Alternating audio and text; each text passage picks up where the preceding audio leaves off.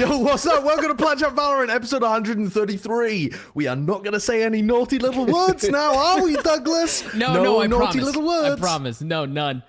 Okay, wonderful. And next time we mess up and just start cursing in the first 5 minutes. Just start it over. Just restart.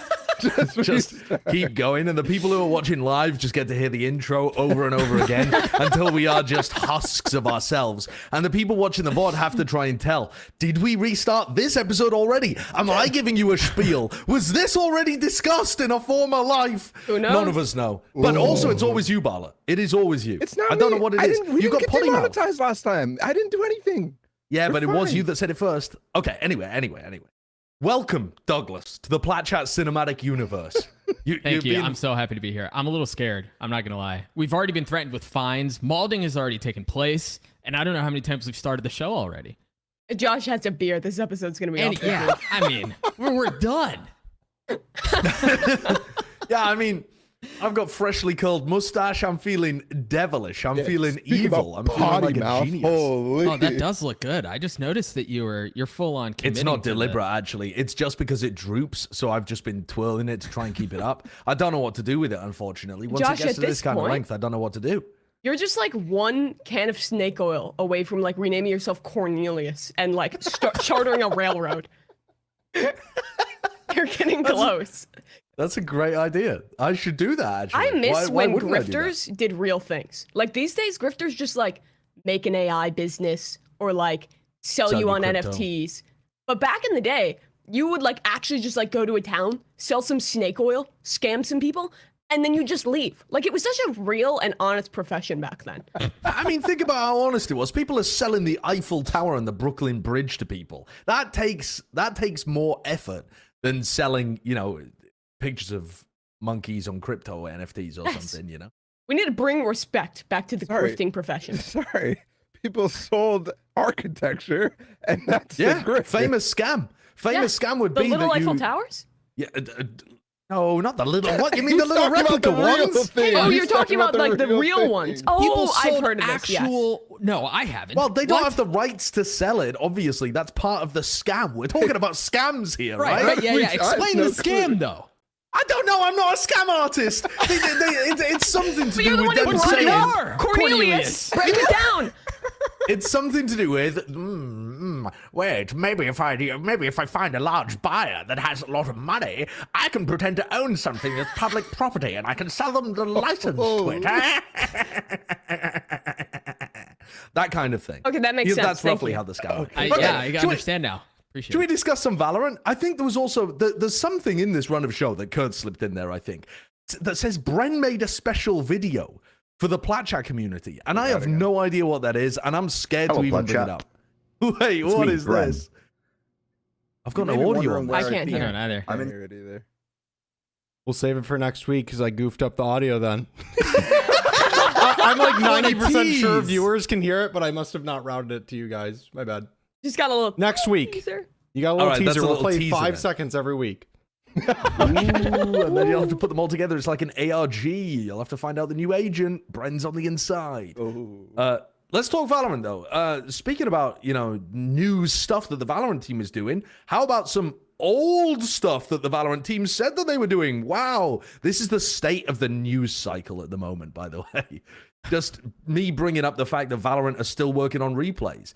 They have a job posting for somebody involved in the Valorant replay system. Now, I believe if you go to the LinkedIn now, it just says competitive system or something.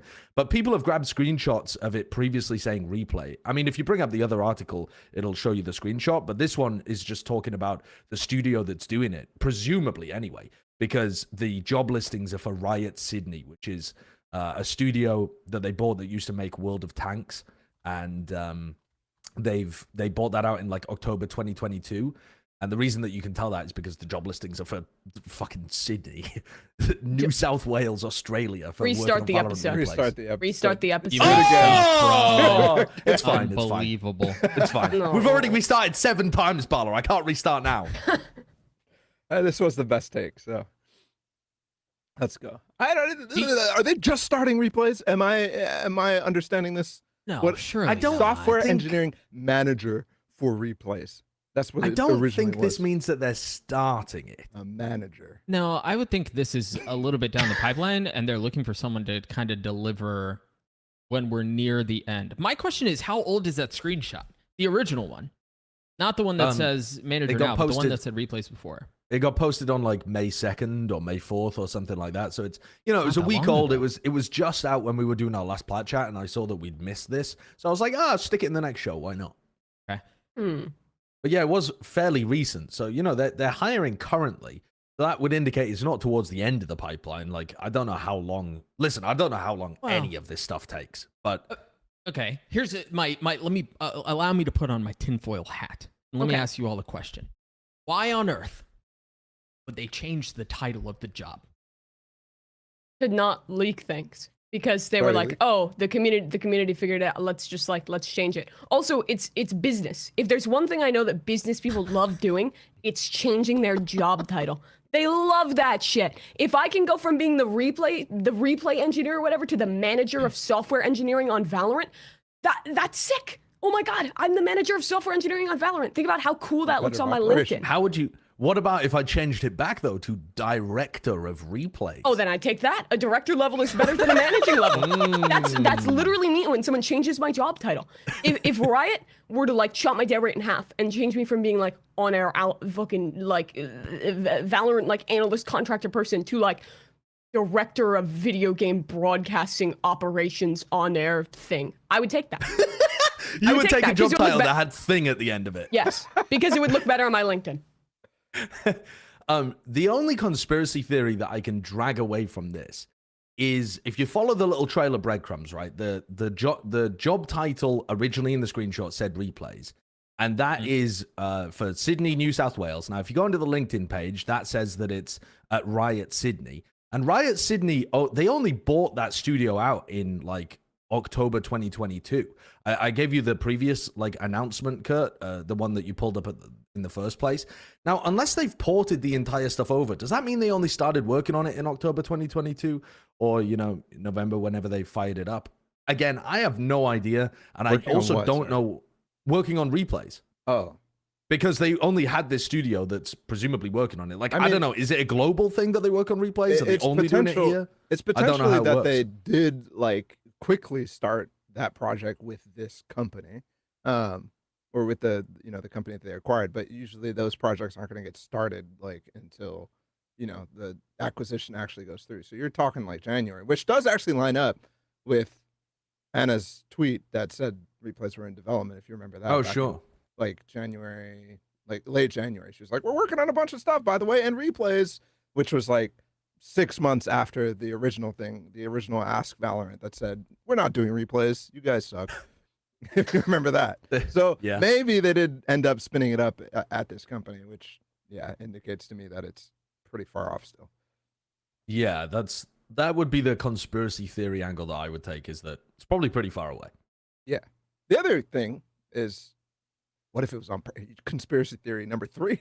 What if it was on purpose? They put replays on purpose to make sure that the community's like, don't forget, guys, we're doing replays. And then they swapped it to the real title, which is competitive systems, which maybe they're actually going to put some effort into rolling back rounds and being able to restart the game properly. Maybe that's happening. Maybe we're actually going to have a valid competitive system in the near future, which would be cool too. What kind of thing would it be best, as the final question on this topic, what kind of thing would it be best for Valorant to put a baked job title for in order to get the community riled up? Like, what would be the perfect job title where people would just be gnashing at the drop of news? Proposal 1. Okay. Valorant's software manager, Valorant's mods. Oh, that's a good one. Like the Valorant, like the workshop mode in Overwatch and the way that people modded the old Source games and stuff. That would be pretty sick. I was thinking like Valorant console. I don't believe they've ever announced Valorant console stuff. Yeah, they have. I think They announced Valorant or like teased Yeah, they Valorant talk- Mobile. Yeah, they talked about Valorant Mobile. I never saw an announcement for Valorant console that I can remember anyway. I've definitely think- I seen don't think they leaks, have. but I'm pretty sure Anna spoke about it in one of her dev diary things. I don't. Oh. Maybe I don't know. I think the best one would be like Director of Esports Operations, Valorant Mobile. That sounds really I mean, official. No. Honestly, I'm not really gonna lie. official. That would get people going That would crazy piss though. me Yes. off, bro. Yeah, but not That in a good would way. Piss me off. I'd be Not in a so good way. mad. That's kind of sick. I like the idea. Okay. So Any which more? one of us are going to switch over to cast? Well, Doug Valorant hasn't given me Mobile. one Valorant yet. Mobile. Yeah. All right. My initial thought was head coach Sentinels. Posted on the official Valorant LinkedIn. That'd be so good. That's a great one. That is a great idea.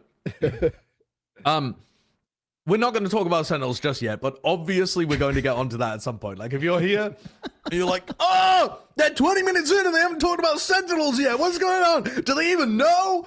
Yeah, obviously we know. We're going to talk about it later. But we're going to start in EMEA. The EMEA games have literally begun right now, which, can anyone explain to me why? Why are the EMEA It's games because of the starting BBL like so much? Fnatic reschedule. Oh, right, That's right. right. Isn't it Koi Fnatic? I think. is the Yeah, one that got but rescheduled. Koi Fnatic's the one that got rescheduled. That's later this week. But Right. Well, let's move on to our first EMEA topic then, which is the Giants lost to Heretics, who had their coach playing. That sounds so bad. But Yes, I just wanted it to does. say it sounds really bad, but allow me, hang on. The coach fragged. Like he was really good. He was impressively consistent. Weber, I was like, dang, wait, this guy's nuts. Went negative on Pearl. they still lost. That's a Playing You're talking against about him like yours. he's yay, like they sub fucking. No, I'm not talking Yay, about him like the he's coach in yay, there. but you're talking about him like he has one hand. No, I'm talking about him like he doesn't have tier 1 competitive experience and has been subbed in at the last minute, like Zaysh on Carmine Corp. I thought he performed quite nicely. Yeah, I'm not disputing that. I'm just saying, like, you still don't expect them to be good or better. Like, oh, okay. Before we even get onto this, I suppose, Okay. let's talk about Heretics actually losing Zeke, right? So there's an announcement. Zeke is dropped, and they make it really clear that it's personality clash. Like, there is no tiptoeing around it, no treading on eggshells. They're like, this guy's toxic. That's basically reading between the lines. Yep. They just dumped Why him on is his ass this for that image reason. so big? Holy crap. Like, I'm not doing anything to it. All Figure right, it anyway. out. I'm figuring Yeah, it out. what? The Personality graphic happened design on here? this is so weird. There's a lot of Like, empty why is space the here. text so small for so much, Yeah. like, empty space at the bottom? Look at that. Yeah. It's What is the their point? memo board for business memo graphic. Do you think that people care more about the graphic design of the announcement or the content of the announcement? Probably the content of the announcement, which is pretty damning for Zeke. Like, I mean, like you said, like they really do like go straight up and say like it was personality issues. And after they ended up winning this game with their coach subbing in with, I think I heard it was like something like they only had like 5 scrims with their coach actually playing. Like it was a super like kind of last minute substitution to be made. And in like the post match that EMEA does where they bring the pros on, I think it was a Vova who pretty much said like before we did not feel like a team with like chemistry or synergy. We felt so separated. Now we feel like a team of friends, kind of like a family without Zeke, which is like super damning to me that it's just like you get rid of this guy and instantly it's a utopia and everyone is best friends. Yeah. Zeke was also just like responding instantly on Twitter too, like quoting personality issues, ha ha ha ha, like acting like he wasn't the problem. But I think it's pretty clear. I also think this is now second time Zeke has been cut from a team, and it's not looking good for him. But yeah, I don't know what to say because Heretics looked bad before, and I can't believe that they won this game with their coach.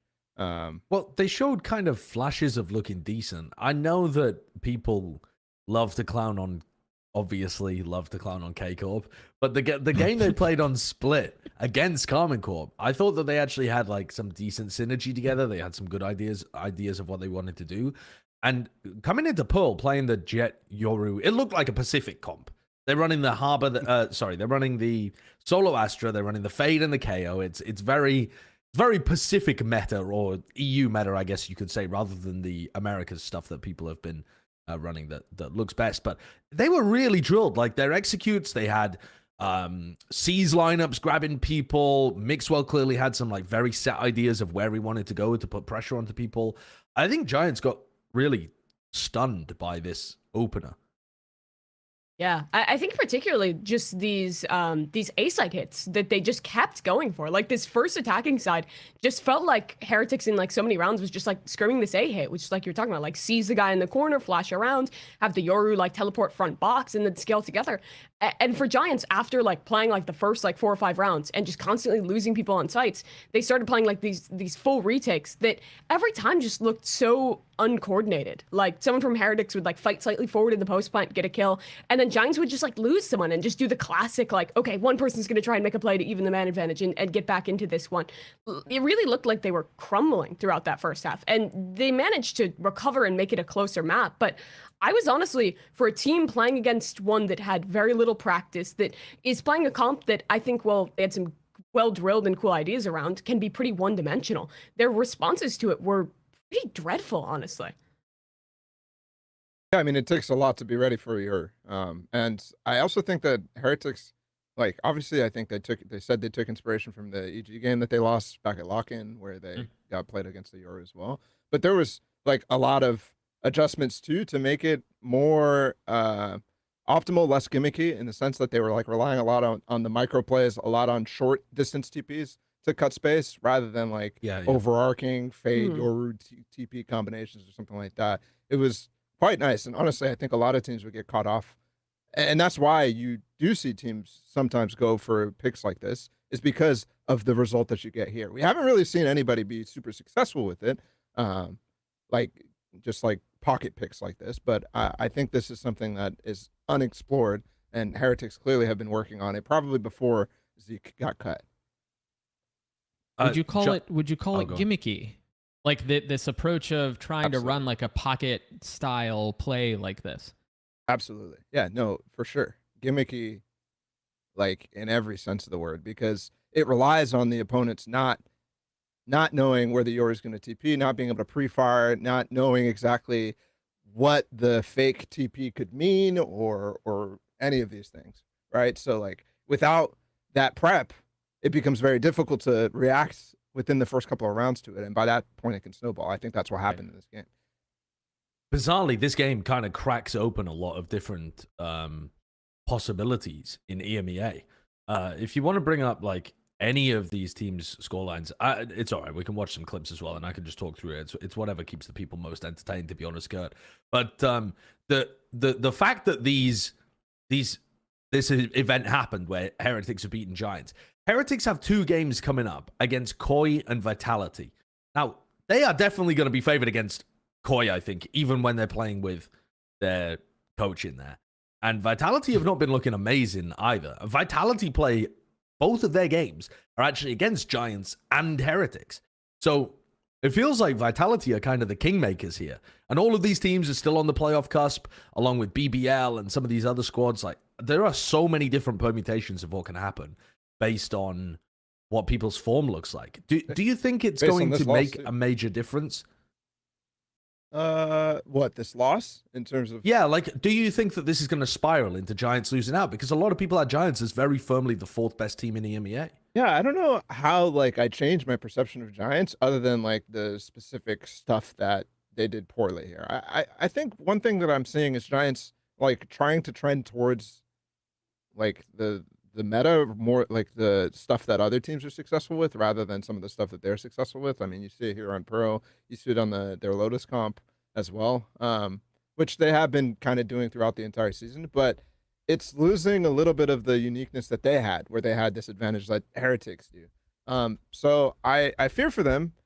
I don't know if this, yeah, I mean, I think they're at risk. I don't think they're going to lose out or anything like that. I think they still have a chance, but they're literally going to be playing against Team Vitality later on today. Yeah, that's a game that's coming up, and then they play against Carmen Corp.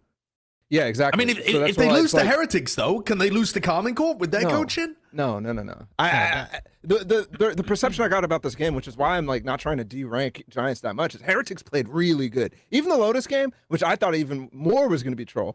I didn't watch this game outside of the like few first ecos and said, "What the fuck are these teams doing?" I rewatched this game and I was like, "This is like."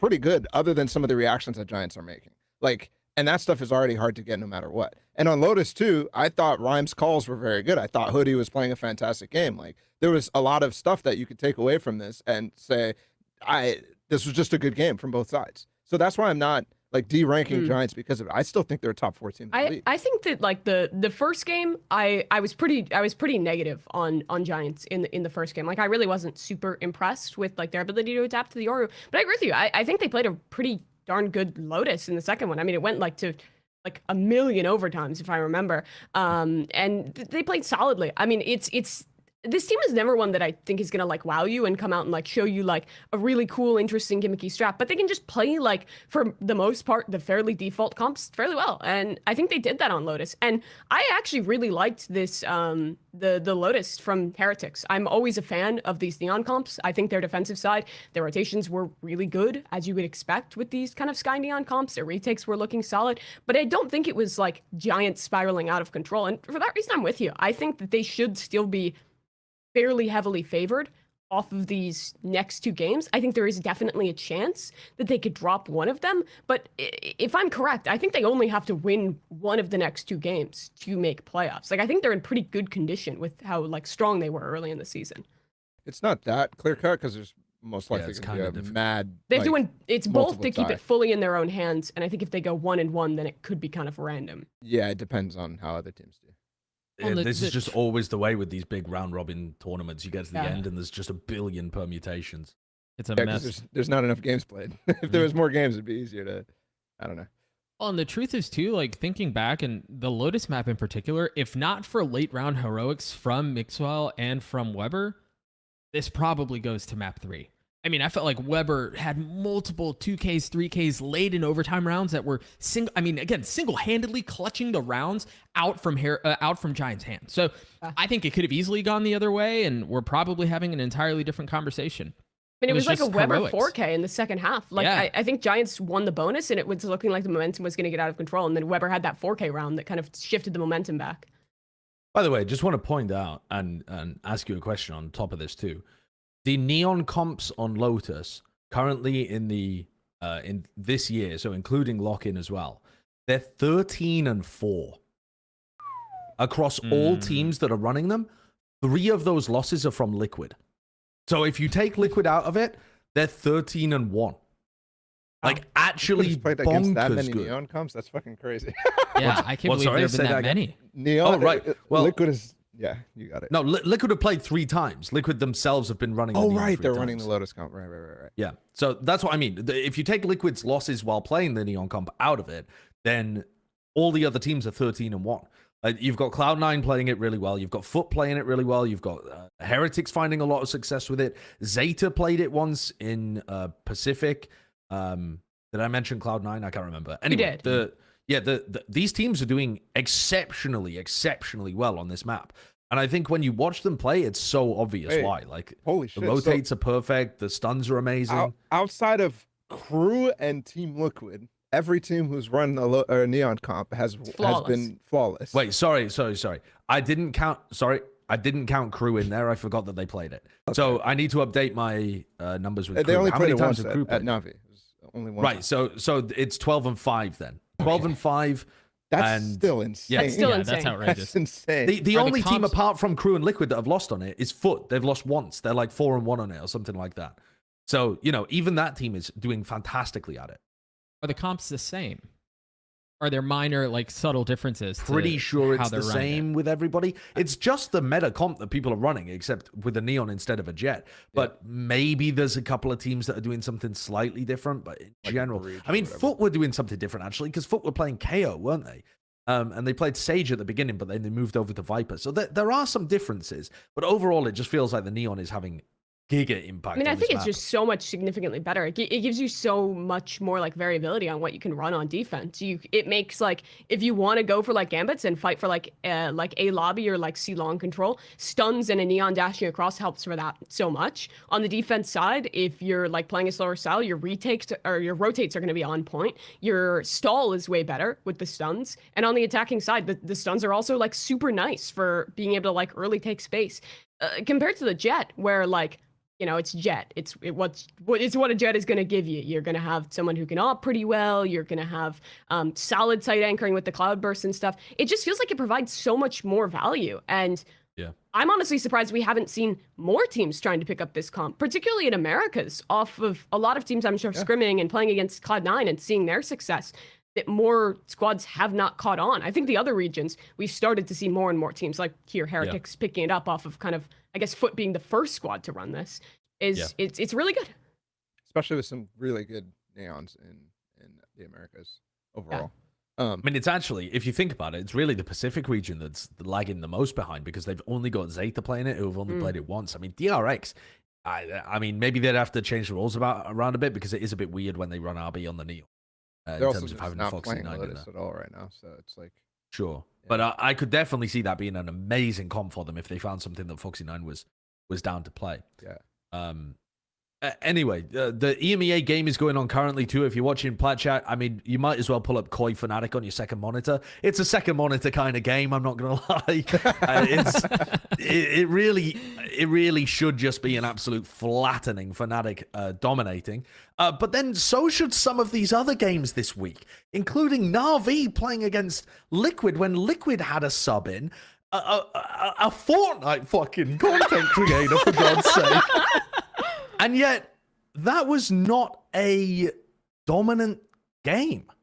Yeah, what you trying to say, number one? What if a Fortnite content creator gets subbed in? What if I get subbed in? Okay, Mr. Fortnite. Yeah. All right, calm down. Get back in your bathtub, mate. Crank your 90s in your bathtub. I'm not saying it because it's Fortnite. I said the same thing about cigarettes when he was subbed in for Paper X. Why? Okay. Made no sense. It was nonsense. They still won anyway. Be careful, oh, wait, did they lose it at map? I can't remember. That's a lot of 12-year-olds you could enrage, okay? We're expanding our audience. I'm scared of the 12-year-olds. You should be. The Fortnite kids will destroy you, Josh. They'll ask me how much money I have in my bank account right now, and then they'll just shout about me being dog water or something. No, they'll ask for your earnings check, and the answer will be that you have none. Yeah, drop your Snapchat right now. Drop it, you fatty. This is what I hear in my fucking Valorant games. Seriously. People are deranged out there. What? Damn, you haven't been around enough. I don't know. Dude. The team. Let's talk Liquid Navi. Are we on to that game? Yeah. Let's talk Liquid Navi. Okay, so number one, we had a Yoru in 3 maps in a row. I just have to put this out there. Navi ran it twice, and then Heretics ran it the literal next map. So we had 3 Yorus in a row, and Navi ran it twice. Once on Fracture, we've seen that before, and then on Bind. And I'm of the opinion, I've finally come to the conclusion that it is fully trolling. My verdict, trolling. Just now.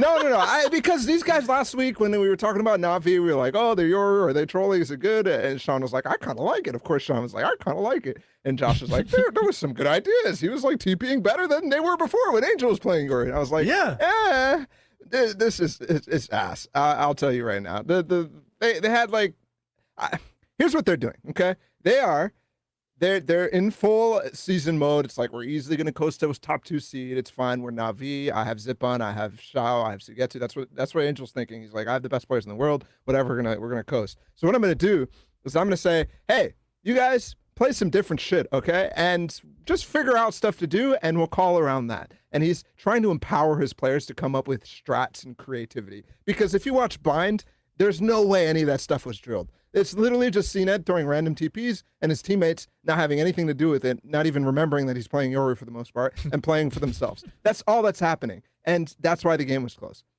Because Harmy, I'm sorry. I love you, Harmy. Fortnite content creators go crazy together, but you were just satcheling in because your team told you to, basically. Which is pretty reasonable for a last-minute emergency 100%. Sub. Yeah. As a raise, too. I mean, that's your job. And also, a game like this, I'll be honest with you, I didn't even watch this game because I'm also not gonna watch this game because I look at the comps that are being run, and I know it's exactly what you're saying, Bala. They're running this because they want people once they get to Tokyo, and in their minds they are 100% getting to Tokyo. This game matters not. They want people to think, oh, what if they run the Yoru? We should watch that game and just waste their opponent's time. They're just trying to waste their opponent's time in VOD prep. Here's the thing. Simply, I'm not like that. I will not have my time wasted. I watched half of this first map, and I came to the exact same conclusion you did, Bala, that they are fucking trolling. And I promptly turned it off because I did not want to watch it. Like, it's such a classic Navi. Like, this team is just so incredibly funny to me because they love their troll comps. It's like, what was it at Lock-In? Where they would just, like, ego opponents and then lock, like, this weird, like, Cypher Icebox comp that was off the goof. Oh, We're gonna yeah. randomly play They a actually Yoru. believed in goated. that one, though, That man. was They goated. believed in that. No, it wasn't No, it was goated. not goated. But It they did wasn't. believe. That was They did goated. believe. It was goated in the way of like a goat could have played it better than they did. It's not a good comp. Bro, What are you Angel was talking playing in mid, just like flipping his coin, picking up and replacing the trip Goated. every 5 seconds. It was ridiculous. Did he but ever lose his trip? No, because he was never down. Because he had to be a human trip. He had to babysit that shit, sitting in mid the entire time. It was unbelievably troll. He got 2 shock darts out every single time. That's worth. Wow, bro. that's value. Wow. That's worth running the cipher. Wow. Oh, wow. I'm actually- so bored by playing normal Valorant. Let me create a fucking mini game where I have to sit in mid and do nothing instead of just having a Killjoy turret do the job. Like, he is the single man stopping the AI from taking all of our jobs. He's doing it himself. Imagine being so good at Valorant that you can do that kind of shit, though. Like against other tier 1 teams. It's funny because they can. They bro, still get away with it. The reason why I first came. Sorry, Doug. I'm No, you're good. just egoed. The reason why I came up to this theory that they're just individually like prepping by themselves and playing these weird comps and being able to still be good while they play them is because of that comp on Icebox, and just seeing like the amount of ridiculous like studying that Sugetsu and Shao were doing to get just insane spam kills constantly on that map. It was ridiculous. So I think that's happening again, basically. And yeah, that comp was ass, but they're still good. Yeah, I think to go back to Josh's point, I mean, we can dog on the Yoru all we want, but the truth is, including Heretics as well, Yoru went 3-0 on that day. so I'm just saying, I mean, it may have not been perfect, right? But it worked. You are the stats guy now. You are the stats guy. Josh comes We over should with run this it in load our of Premier stats. games. We I'm should down. run it in our Premier No, games. It was absolutely. 3-0. I'm so down. You I'm down. should. I'm you down. 1000% should. Oh no.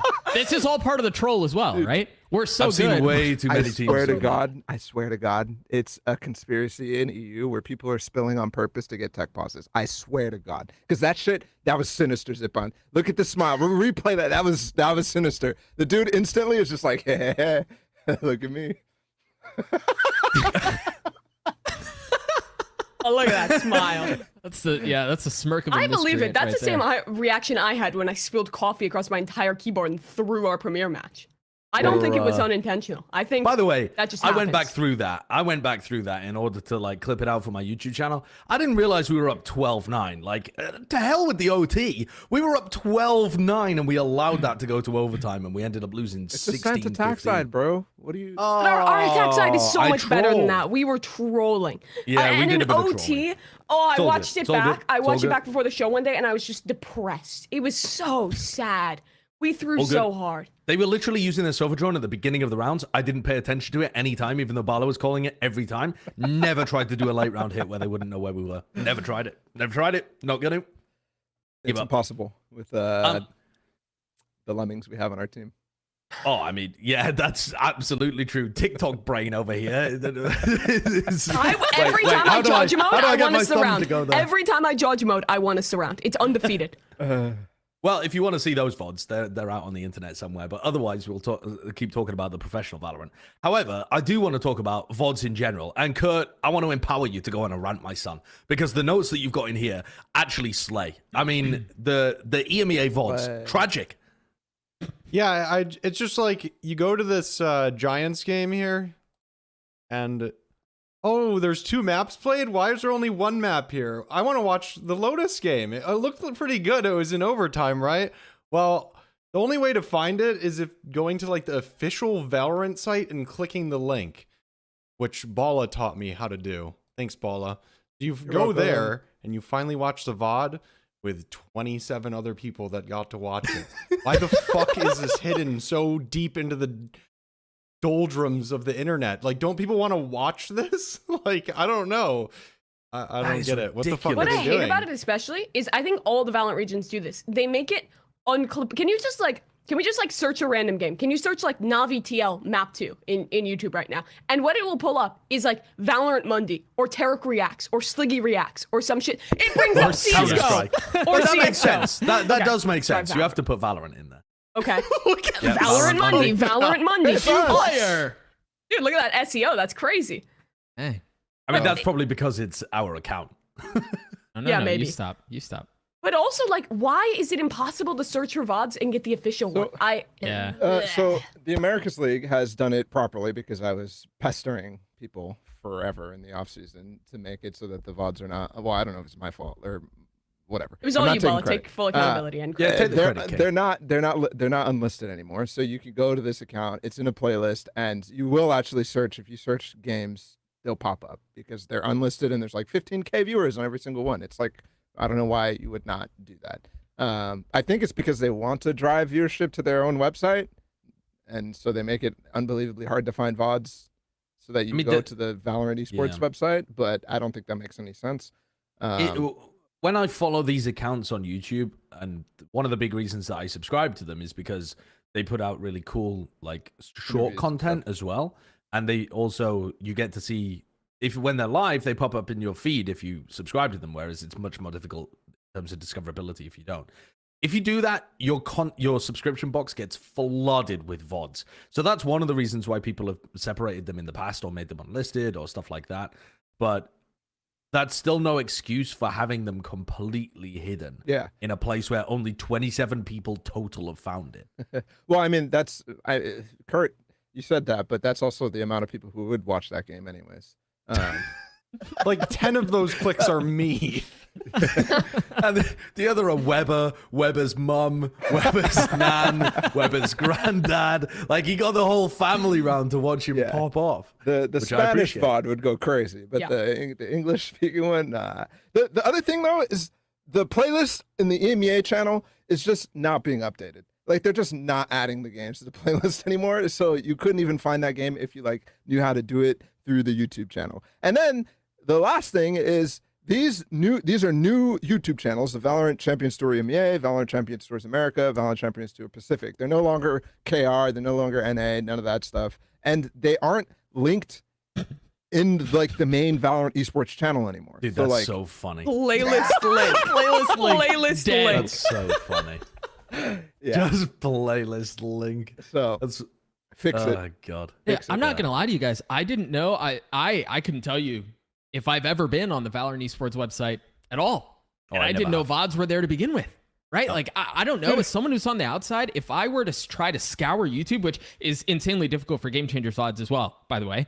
Well, the Game Changers VODs are impossible. worse. They don't even get posted it's to impossible. YouTube. It's like they don't exist. But if I were to try to scour through YouTube and try to find these VODs and not find them, I wouldn't go to that. I wouldn't even think to go to the Valorant Esports website. I just think, well, I guess they're not there. This is the most advertisement this website has ever gotten. And the only reason I know of it, by the way, is because I was complaining on Twitter one day, and a Riot employee responded to me and said, "Here, you could see them all." And I was like, "Oh, that's great. Thank you." Yeah, I mean, everybody just uses third-party websites, but I suppose that's interesting. At least we've informed the VLR mods who, you know, we've told them where to find map 2 of Giants. Dude, I So feel now they bad can for put those it out. guys. Someone was trying their hardest to update the match page, and they're like, "Dude, I've done this for 3 games already. I can't find this one. Fuck it, I'm done." He just moved on. He just quit. They just gave up. I like that. I want to get back to the game just a little bit here as well. The Liquid Navi game. I don't want to go through it particularly, but I do want to just point out that Harmy is not supposed to be Liquid's 6th person, right? That's supposed to be Dimasic, and Harmy was allowed in as an emergency, despite the fact that there isn't really an emergency. It's just that Dimasic has never been able to get a visa. So I suppose that is an emergency, but it's like emergency brings to mind some kind You've of had time 6 weeks sensitivity. to fix your emergency and just chose Right. not to. Or not chose not Well, to. I'm sure yeah. they didn't choose Well, not to. yeah, but I file mean, it like, for a visa. finding someone else and registering someone else. You can register like 10,000 people to your roster. Although I guess you have to pay Well, them actually, the minimum. Never but- Yeah, mind. you have to pay But them. does very that weird. even, like, the roster's locked? Right. Is that Yeah. even a I thing don't that think you can add do? Yeah, people you're at right. that point. Yeah. By the way, why would you ever actually want another sub when you can just leave Dimasic as a like unavailable person and get an emergency? By the way, also in the rules that they released ages ago, You need 6 people on your active roster. When somebody doesn't have a visa, they're on your reserve roster and they don't count. So there should be fines, penalties, and stuff going out to these teams. Apparently, none of that is happening, or at least none of it has been talked about, or it's like a parking ticket, published. and it's like a $5 ticket, and then like the BMW owner just keeps parking in the bike lane and doesn't give a fuck. Slap on the wrist. Yeah. So I wanted to ask you guys, what is going on with the problems in the league when it comes to the lack of substitutes or good substitutes? It's kind of ridiculous how many coaches we've had playing and emergency substitutes. The 3 in EMEA are the most egregious. Heretics playing with Weber, Carmen Corp playing with Sayf, and Liquid playing with Harmy. They're not playing with people that would be reasonable backups. Yeah, it's ridiculous, and I don't know what the. Obviously, the incentive is you don't want to sign somebody who is going to take 50K or whatever the minimum is for your roster. Like that's, I mean, in this day and age, I guess it's significant even when it's required. So people are literally just like having their. I mean, we saw this at the beginning of the season where we were seeing people sign assistant coaches and not sign 6 players, and then we looked at the global contract database and we like could see that people were not signing an actual 6 player, and the coach was filling that role. So like they're getting around it, and it sucks. But I also, there's not that big of a crop of players because there's so many of them playing in the 10 freaking VLR leagues that, I mean, which is good for them. They should be playing. I want them to be playing. But also, like, there's probably like 1 million people that are just not that are not signing to sub because they can get either better deals or signing with some VLR teams where they can actually play, and that's good for them. Yeah, I think the play time is the big one, right? Like, why would you be incentivized to be a 6th player on a roster when you can go play for a different roster that may not be in the majors, and you may not be getting as much bread, but you are going to be getting consistent play time. You are going to be getting more film so that you could be recruited by some of these top teams when you're not going to be getting play time as a 6th man anyway, right? Those are strictly I mean, they would be. The freaking we're playing coaches. Yeah, but I say that to say, like, those would strictly be for emergency reasons, right? Like, that we haven't had a single instance of that, and actually we're teetering on the possibility of a disaster with Sentinels. Sorry, I had to get the Sentinels quota in. But you're welcome. We haven't had that in NA, right? Like, there hasn't been instances of it in NA. The amount of, so there's 30 teams in the international leagues. Here's all the teams that have had to use a roster larger than 5 people at some point during the year. Heretics, Carmen Corps, Liquid, EG, deliberately, but also because they've chosen a better roster. Sentinels, Crew, PaperX, Fnatic, DRX, Gen.G, T1, Global, Secret, Talon. 14 teams, like nearly half of the entire teams have used more than 5 players. A small amount of them, maybe somewhere just less than half of those, a third of those for tactical reasons, and 2/3 of those for deliberate reasons, and not deliberate reasons, like like it just cropped up or something, or emergencies, or they needed a roster change in order to improve, But you've seen the positive outcome for the teams that have had like a real 6th player who's like good and can sub in and is ready to go. And no disrespect to the assistant coaches who have had to step up, but like for Sentinels, TenZ wasn't feeling it. They managed to sub in Marv, world champion. That's great. It went pretty well for them, even though they ended up losing. They looked fine with him. For Crew too, a Shetty being able to sub in for Davies when he was sick. Like, that's a great, pretty 1-for-1 substitution that they had ready. Imagine if Fnatic didn't have Kamik and they had to sub in. Yeah. He was good for them. They kept their full streak because he was might around. have been 0-3. That's crazy. Yeah, Probably not, but it's possible though. Like, it is absurd to say, but it is possible. You can see that the teams who invested in having that additional player are reaping the benefits. Even look at EG. I feel like everyone clowned on them for like their giga roster of 10,000 players, and I'm sure we will continue to clown on them for it. But it's also proved valuable. They managed to find an additional player to sub in. If they have, I think they talked about possibly having visa issues with Demon if they get to Japan or something along those lines. Yeah. So they have players that have played with the roster before that can sub in, and you compare that to teams like Heretics or teams like Carmen Corps, where it worked out well for both of those squads, but it could have been a very different outcome. Like, it's a big risk you're taking, honestly.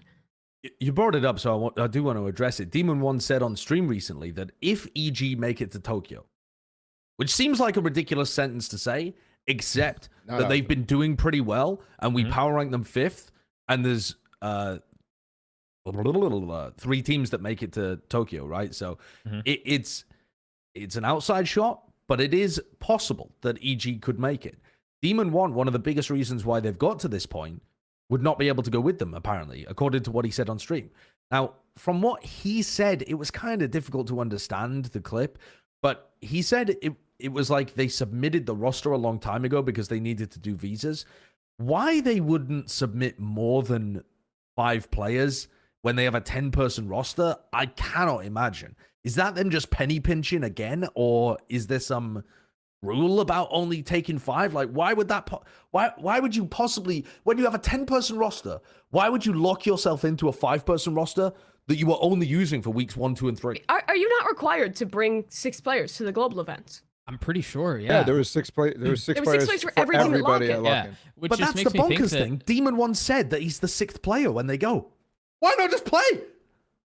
Yeah, I sixth just player. wonder if it. I wonder if it just means that when they initially submitted the 6 names, he wasn't one of the 6, and there are 6, and he just wasn't one of them. Oh, do you think maybe they submitted their assistant coach as the 6th? Because I think doesn't Riot pay for like 7 people's travel or something like that, like a Something coach like and that, assistant, like or 6 and the 5 players. I'm not sure how it works, but I think there is something like that. Maybe that's the reasoning. Like they put their assistant coach as the 6th because they wanted to have them traveled out. I'm getting lost in the sauce, dude. I mean, that very well may be the case. It may be the assistant coach, but then also like when you have a 10-man roster, yeah, there's a good chance that they just submitted 6 other players' names. Yeah, but also I was totally like siding with the argument that the teams are doing stupid stuff by not having real players as their 6. But I'm thinking about this EG situation and trying to wrap around my head like what Riot requires. Maybe these 6-man rules are just stupid in the first place and they're prohibitive to like actually follow, and that's why people are like trying to skirt around them rather than just like having real rules, because there's multiple things here that are clearly partnership first year growth issues. Because why not, like if these teams are having financial issues where they can't sign a 6th player, or they don't want to sign a 6th player, so they want to sign, you know, a person on their staff to that position, why not support them or like actually work around their issues so that they can properly run a team? Well, I think the problem there is that if they have somebody out sick, the assistant person is still going to play. Like, why giving them money or whatever isn't going to help them navigate that situation. But requiring the 6th player to have, you know, to be signed, to have housing accommodations, Oh, I see. blah, blah, blah, blah, blah. Like, that doesn't need to be a thing. Right. I see where you're going there. Or To me- even simply the roster lock. Like, we could just blame the roster lock as a reason why this is happening too. Why is the roster lock so damn early in the season? So that people can't update their rosters when they It might not foresee roster changes down the line. For K-Corp Heretics, that all could have been prevented. Yeah. It might not feel that early next year when we have a split instead of lock-in, because we'll have a whole split first. But even then, normally you would have them going like halfway through split 2 or something like that instead of ending right at the beginning. To me, though, one of the big problems is just if you have a 10-person roster, you should be applying for visas for all 10 of those players so that you can change at the last minute who the players are that are going to be actually attending. That just speaks to there EG is no reason not believing that their team is going to make it to Tokyo in the first place. That's what I that is. Right. It's absolutely bizarre. There's no logistical reason why EG should have found themselves into this position, in my opinion. But Which is ridiculous given the like reports about pressure on the team and Potter and all that stuff in the first place. Like, produce results, but also we're not even like thinking you guys can go to Tokyo. bizarre. Let's do some predictions. So one of these games is currently going on, but we've already submitted the pred for it anyway, so it's all right, and it's a very easy game to predict, I think. What's the score at the moment? Is it going the opposite way? There's a tech they haven't even started? It's a tech pause. It's classic And EMEA. also, I don't think we're predicting this game because everybody would just say Fnatic, right? Oh, I thought it was on there towards the end anyway, but yeah, I mean, thought it was probably. Let's get on with it anyway. We'll start with the predictions. We will kick things off with the first game of the week. It's not literally chronologically the first game of the week, but it's Vitality playing against Giants. Let's go. Okay, and we're split 2 and 2 down the middle, actually. Myself and Mimi still sticking with the faith in Giants. Now, I want to start here with Bala, because Bala, you said you weren't knocking Giants down the rankings too heavily. This is the game that happens later on today, by the way, so we're all going to, look stupid or intelligent about 2 hours from now. But you said you weren't knocking Giants down the rankings, and yet I see yellow Hornets underneath you. Curious. We had Giants, what, third? We had them fourth? Underfoot or something like Under that. liquid, I don't I think. remember the. Oh, okay, the EMEA ones. I don't remember. Either way, like I was never super high on Giants. I was getting convinced of that slightly more throughout the season. I think they're potentially a top 4 team, but I kind of had Vitality in that same group of people anyway. So I think this is like in terms of rankings, I'd have them like very close to each other. But this is based off of the Fnatic Vitality game last week for me. I think even though Vitality got 2-0'd, they came out of the gates really strong against Fnatic, even though they started off like getting whopped by Durka, who got like 2 aces within the first 7 rounds or something like that. So I saw Twistin and Molesy and just a bunch of players on Vitality just contribute in such a way that I actually thought they had a chance against Fnatic. And to me, like that speaks to them either having a spike in performance at the end of the season where they have pressure on them, or they're just better than people and their record shows. So that's why I'm predicting them. Also, to kind of go along with some of what Bala was saying, because I agree with all of that. I also think that them losing Icebox is not insignificant as far as their map pool goes. Giants, right? So for them to know that they don't have that at their disposal, they just lost a series against a coach, and Josh shared his thoughts on that. I think, they both feel like middle of the pack teams, and I think Giants just have a couple of things going against them. And Icebox was like the fact that Icebox is out of the rotation was a big one for me in wanting to lean towards Vitality. Interesting. Yeah, I can see it for Vitality. I mean, they almost beat NAVI. They had a close game against Fnatic. Like I think they've looked pretty good.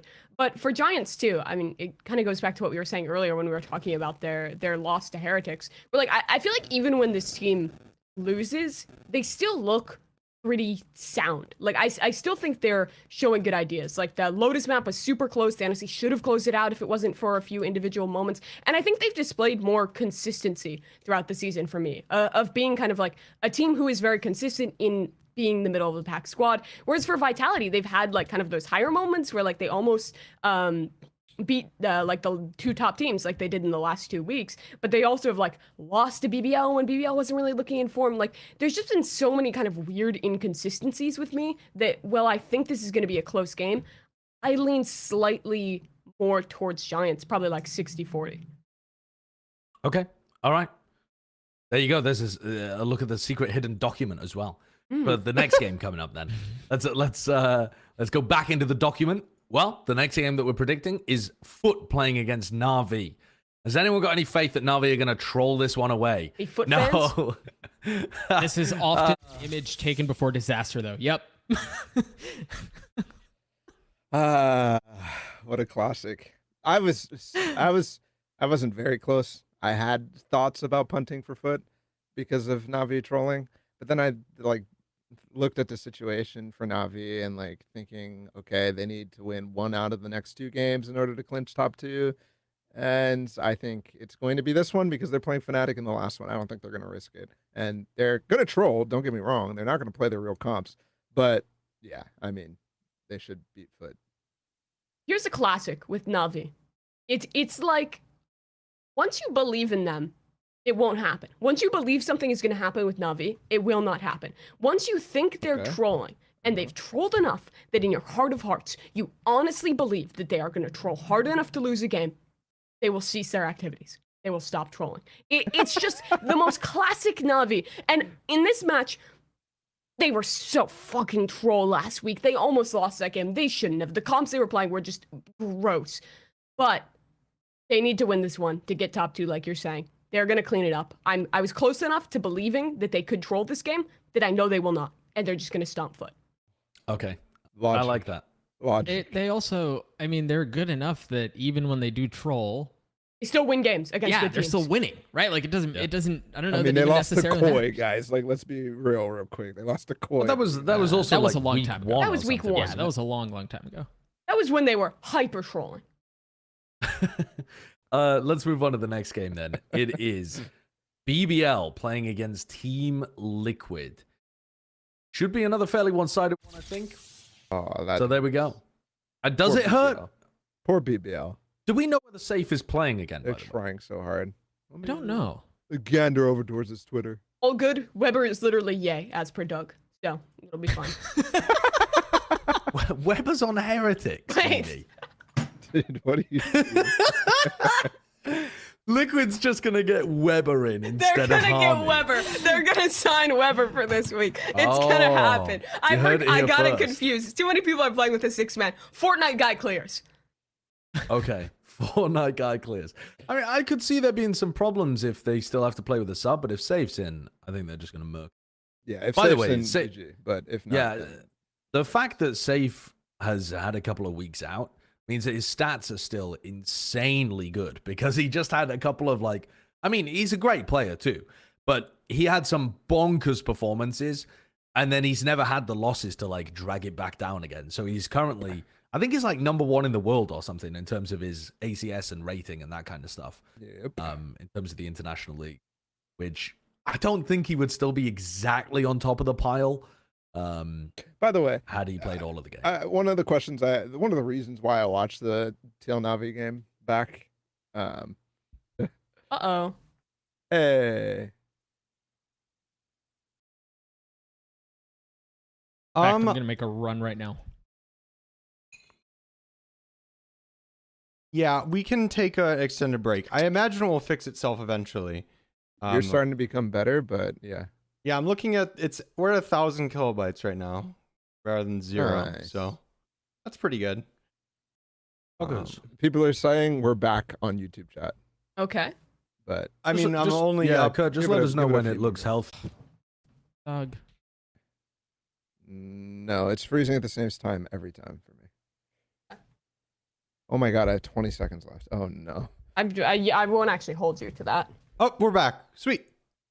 The Are we live. back? We're live right now? Yeah, think it's so. correct. It's there. Hello. It's up. Woo, yay. All right, dude, this VOD is gonna be chaos. I'm gonna have to make a timestamp for it, but I think Okay. the VOD listeners will miss this. We'll have to tell them about it. Are you guys ready? Is it safe Yeah. to go back? All right. Yay. Hello. We're back. Oh, I'm Oh, focused dear, on we're the back. famous yes. Hi. We Yes, okay. were annihilated by the demons of the internet, and yet we have prevailed. Kurt has slain the demon, like Gandalf, going down through the center of a mountain and re-emerging upon the summit. And he's come out all the shiny at the other end. What the hell were we talking about? I think we had another prediction to do. I think Oh, I was yeah, ranting Fnatic about one. I was ranting about Team Liquid and Redgar, and that's where we Okay. If you Yeah, missed yeah, it, yeah. unlucky. You were molding about Redgar, the internet was dropping, Redgar was feeding. Let's get on to the next prediction. Fnatic currently 1-0 up. While that was happening, while we had our internet problems, Fnatic 1-0 up over Koi. But this is Fnatic against Carmen Corp. Fucking You're such a melon. you This would, fucking guy. dude. You would. You And the would. funny thing is, I thought about doing it too. I'm like, yeah, let's just burn this place down. You guys are silly. I should have known it was gonna be you. I ruined it with Carmen Corp last week. Carmen Corp had their chances. I knew that they weren't going to win against Foot. And then, who was it? TMV, I think? It was me and TMV bullied you. Yeah, persuaded me to go for Carmen Corp. And this week, I wanted to pick Carmen Corp at the beginning and then change it back to Fnatic because they ain't No. fucking Yeah, winning, bro. yeah, they ain't yeah, winning. yeah, they my ain't man, winning, my bro. man. They ain't winning. Take Guys, it are from you the good top. job, France? Let's Did you go. just do this for the image, just so you could have Yeah. the image on the rare Oh, it got changed. Absolutely. No, Yes, no. Take the I'm- picture. Woo, Yeah, going bro. back Take to- the picture. This is the most fraudulent shit I've ever seen because the game Yes. is happening right now. But whatever, dude. I No, approve. this isn't that. I This isn't approve. the game. So sorry, I misspoke when I talked about it earlier. Where Fnatic was, I thought we were predicting the Fnatic Koi game, but this is the Fnatic Carmen Core game. Remember, Fnatic are playing twice this week because that Fnatic Koi game got delayed. Okay. So this is them. This is them playing against Carmen Corp, the Frenchies, and yeah, I don't think it's going to go very well for France as a state. Let's talk about the real news, the thing that everyone's here for. Yes! The TenZ. Sentinels! Let's talk about TenZ. He's back, baby. I mean, why? Why? Because they're not Yeah. going to make playoffs anyway, so they might as well be funny. Okay, This if was there funny. was This one, was a if funny there video. was one issue with Sentinel's entire season, it's that they've made too many changes. Oh, They 1000%. started to look decent with the previous roster, and then they swapped it up to Marv, which is a better roster in terms of just, you know, on paper quality. And then that started losing. Now they've put TenZ back in. Zoms, mate, you're never coming back in. I mean, have a good giggle about that on Twitter, but that ain't never happening. But also, this really, this feels like at this point, you're almost fucking things for LCQ. What? Huh? Do you think that they're going to make Tokyo? They ain't making No. Tokyo, No. mate. No. No. So Do you think they're gonna make LCQ? They ain't making LCQ, mate. They ain't everyone making makes it to champions. LCQ. Well, yeah. They ain't making champions. So what's the Everyone point? makes it to LCQ. You only need to finish. Like, Let me you, give you only you need to a be synopsis the of- fourth best of- team. Let me give you a synopsis. This is really complicated. You wouldn't understand, Josh. Can you bring up that video again real quick, Kurt? The one of Kaplan, real quick. This is super long-winded, and I'm sorry I'm gonna have to go on a rant. So step one. No. Close it. Actually, close it. I don't want to see this. I don't want to see this. Is irrelevant. No. Open the tweet. Open the tweet. Open the tweet. Motherfucker, open the tweet. There we go. Read the caption. All clout, no breaks. The ends. Good discussion, guys. Let's move That's on. it. You nailed it. You think that they've done this just to farm impressions? Why the and hell they're else going to would they continue do to it? lose Yes. while farming impressions. Yes. Dude, that actually, I just saw that tweet. The what's the most Sentinels thing that could happen next? That is, yeah. This. Oh Yeah. man. This is the most Sentinel oh sick. man. Sub a content creator in? Yeah. Let me introduce you to TenZ. That's a great tweet from Drew. What is Really up, is. I mean- Sin City? This team really is a mess. Yeah. It's just They're a I mess. think you said it earlier. They've made too many changes, right? They've made too many changes, and I think people often fall into this misunderstanding that because you have 5 stars on a roster, it's gonna work, right? And you're gonna diff everyone, and that's not how it works across really any game that I can think of. There's a lot to be said about synergy. There's a lot to be said about working chemistry together, and it's literally impossible to do that other than a couple of random honeymooning periods. It's impossible to do that when you're making head coaching changes, when you're making player changes, freaking week after week. They've done so many of these things. It's been abysmally handled, man. Which, by the way, Sentinels have never been a super team because TenZ is not the best player in his role and has actually been a player that's always struggled to fulfill his potential. And Def is not the best player in his role either. So, I mean, you've got 3 players that could be genuinely argued to be like parts of a super team or, you know, superstar players. But you don't even get the superstar attempt at this kind of stuff. But just a list, chronologically, what's happened with the Sentinels team. They put the team together. A week after scrimming, they go and play the Ludwig Tarek tournament. A week after putting the team together. And then they're going straight into lock-in. Coming out of lock-in, they then decide to play, what was it, 1 game and then change all of their roles around? Or did they just change the roles right for week 1? I can't even remember, man. I think it was for right week for 1. week 1. Yep. They changed Yes. all of their roles around. So they got rid of all of that previous stuff that they've been doing, changed all of their roles heading into week 1. Then, was it week 3 or something? They decided to change the roster too and have Marv in. Week 3, week 4? Dropped the I coach. can't Week remember when this 4. happened. Drop their Or no, coach. week 5. It was Super Week. Yeah, you're right. Dropped Psycho. Made So that's the changes. after 2 weeks of matches. That's what happened because Super Week was week 4. I'm Week fucking 5. So off after the week, group. so week 3 is when they dropped Psycho, and then So it's like every 2 weeks they make a Yes. change It's a that schedule. completely redoes how So the it's- team functions. It's literally scheduled tweets, bro. They recorded these videos like 2 months ago. And the report is that Def's going to be out as well. So TenZ is back in and Marv is presumably playing as well, which is just... Why not just be pugging it completely at Here's that what- point? Why not just pick Yeah. up ranked players? I mean Rob that is Moore- what they are doing. Rob Moore got Zekin, and he talked to Zekin. And he was like, "Dude, if you just let TenZ back in the team, you're going to get a partnership slot next year. I promise."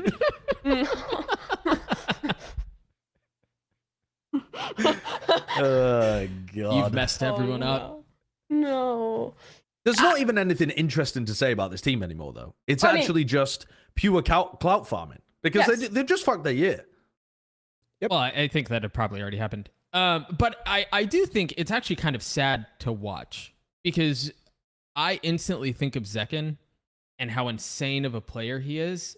And it's just like, he's just wrapped. Oh, I think of fucking Sasi and Pancata, who won champions, who were on the best team in the world, come into 2023 and are like, oh, like for Sasi, he's talked about like he's always dreamed of being able to play for like an NA team and like completing that part of his dream and wanting to like move beyond Brazil in his career. And he's like gets fulfilled. This thinks it's gonna be awesome. He's on this super team with all these great players that he's looked up to since the beginning of Valorant and like has been watching and is like, this is gonna be fucking fantastic. And then they get Sentinels. Like, and then it's just new roster, new week, spin the wheel, let's change something up. I just feel bad for the players, honestly, because they have not had the time nor opportunity afforded to them to ever fully have enough time to mature a team that can compete at tier 1. You cannot just smash 5 random players together who are good at the video game and have big follower numbers and expect it to instantly be great. I mean, look at EG. They just got stomped by EG, a team that has 0 clout players, 0 players that you look at and are like, they are the best in the role. And they've turned out to be a actually pretty damn good team in Americas because they gave the roster the time to improve, to gel together, to actually make a proper team. You cannot win in Valorant with 5 random players. It is just never going to work. And it just seems like Sentinels management have a complete misprioritization of what they should be doing with this franchising slot. But also, like, maybe that's just the idea. Like, it's just profitable to be a clout team. Loses every game. I mean, we do talk about him every week. Yeah. And we put them in the title. May work. What's Very well the may Clicks. Are they going to run out of cloud eventually? Is this like the last ditch effort? Like, what else could they do Sign if things Shroud. keep falling Sign apart? Shroud. I don't think Bring that. Shroud in. I don't think that has the same impact anymore. Resign Booga. The reason why I think it doesn't make too much sense either is they could have a clout team by signing people that aren't great players on really high contracts. Like, they could have a clout team if they wanted to, Bro, that they people could've- are excited about without paying this much money. If you're going to pay this much money, why not at least try and make the team win something? They could have had a clout team, and this is no disrespect to this team, but if you wanted a clout team, why not just keep the old team? Yeah, you bro? had one. That was literally they were built for that shit. Like, Yeah, because the whole point with this team is it's supposed to be better. It's supposed to be able to compete. Yes. It's supposed to have championship caliber. and it Yet would. you've just messed all that up. It would if they didn't do this stuff. If they didn't like, go through that entire chronology that you posted. If they properly practiced. If they, you know, they can't properly practice. They can't have the systems in place because nobody wants to be here anymore, other than Marv's. But you know, he Honestly, just got I feel here. like if you're a So- player on this team at this point, like the guys who've been around for a while, like I almost wonder if you're just like afraid for your job. Like you just have an off Dude, week and it's just you're Sassy gonna be wants to deleted. retire. Sassy, Yeah.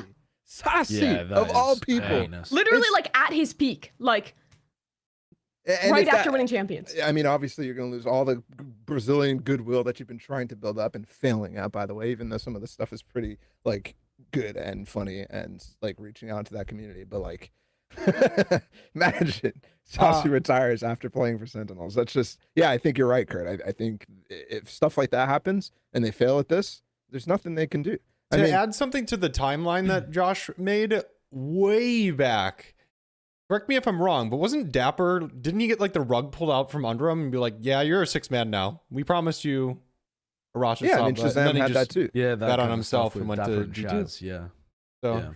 But they also failed to be able to acquire visas early enough to start scrimming at the same time as other teams were, so they had a late start to the roster. You know, And then they off-season also were anyway. made to play that tournament at the beginning of the year while other teams were getting consistent practice for lock and they were playing the Ludwig Tarek event. Which when I think everyone was a else- favor Look, to Tarek and was probably like something that was, you know, a net positive publicity thing for, well, I don't even know. For the It org, wasn't but that. I don't know if that was a positive for the players in terms of No, I don't practicing know and whether it being was. the best prepared for lock-in they could be. Has to go back to the roster change itself, has Def made a statement? Like, do we know? It's not, do we it's not know public. why? Like, We was don't, this? we don't even know that that stuff is actually, like, confirmed. It's just George tweeting about it. Hmm. Yeah. But could I see it being true? Could I see them turning up to the match here with Marv and TenZ? Yeah, because there Doesn't is make any no sense vision for otherwise. this team. There's no vision for the team. So any vision is believable at this point. Like, who's going to IGL for this squad? The fans keep talking about Sassy IGLing. Like, he's IGL for a team before. He hasn't. My man's been with Sadak the whole time. Like, yeah, he's been a secondary caller, but there's a big difference between turning up and IGLing.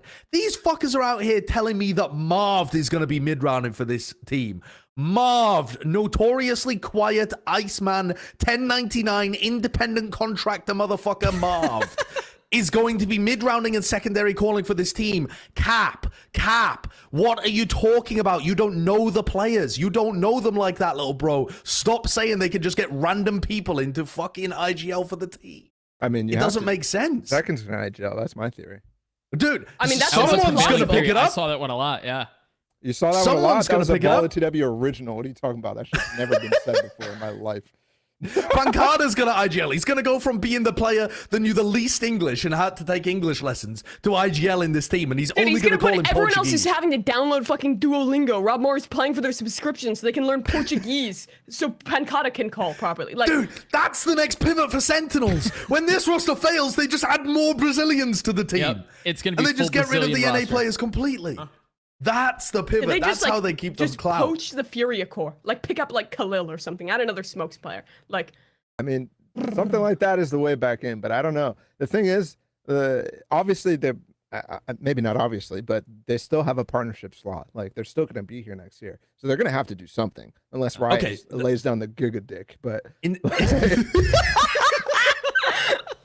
I mean, but there would be much better teams to do that to than Sentinels. Like, Sentinels have just messed around a lot. They haven't been completely I think useless all year. what's kind of sad, kind of not sad, is that, like, even though they've been fucking trolling like the whole year with their roster, they're still the most popular team, like, period, in Valorant. Like, they still have the most fans. Like, you look at the viewership, like, all the most viewed games from all the international leagues is a Sentinels game. Yeah. Like, you can't deny that, like, the system of clout farming works for them. They don't win shit, but Our they're the most episode- popular team. this episode is going to have like the highest click to whatever the fuck it's called, CTR. I don't know what the fuck. Yeah, it's called. everyone's gonna click and Everyone's see gonna us talking click. about It EMEA says for an TenZ. hour and click off. Yeah, it says TenZ is back. They're going to click to the section and they're going to be like, why aren't they talking about how TenZ is going to save the team? Yeah, That's actually. genuinely how most people are thinking about this, which, I mean, that's cool that TenZ has such a big and loyal fan base, but it's not the reality. But Okay, that is let's actually go the reality of like impressions and how Riot's going to be looking at this and how Sentinels is thinking about it too. This is probably why, like, this is the argument that we were theorizing was happening when Don got let go. Right? Yeah. This is probably all it was. It was about TenZ.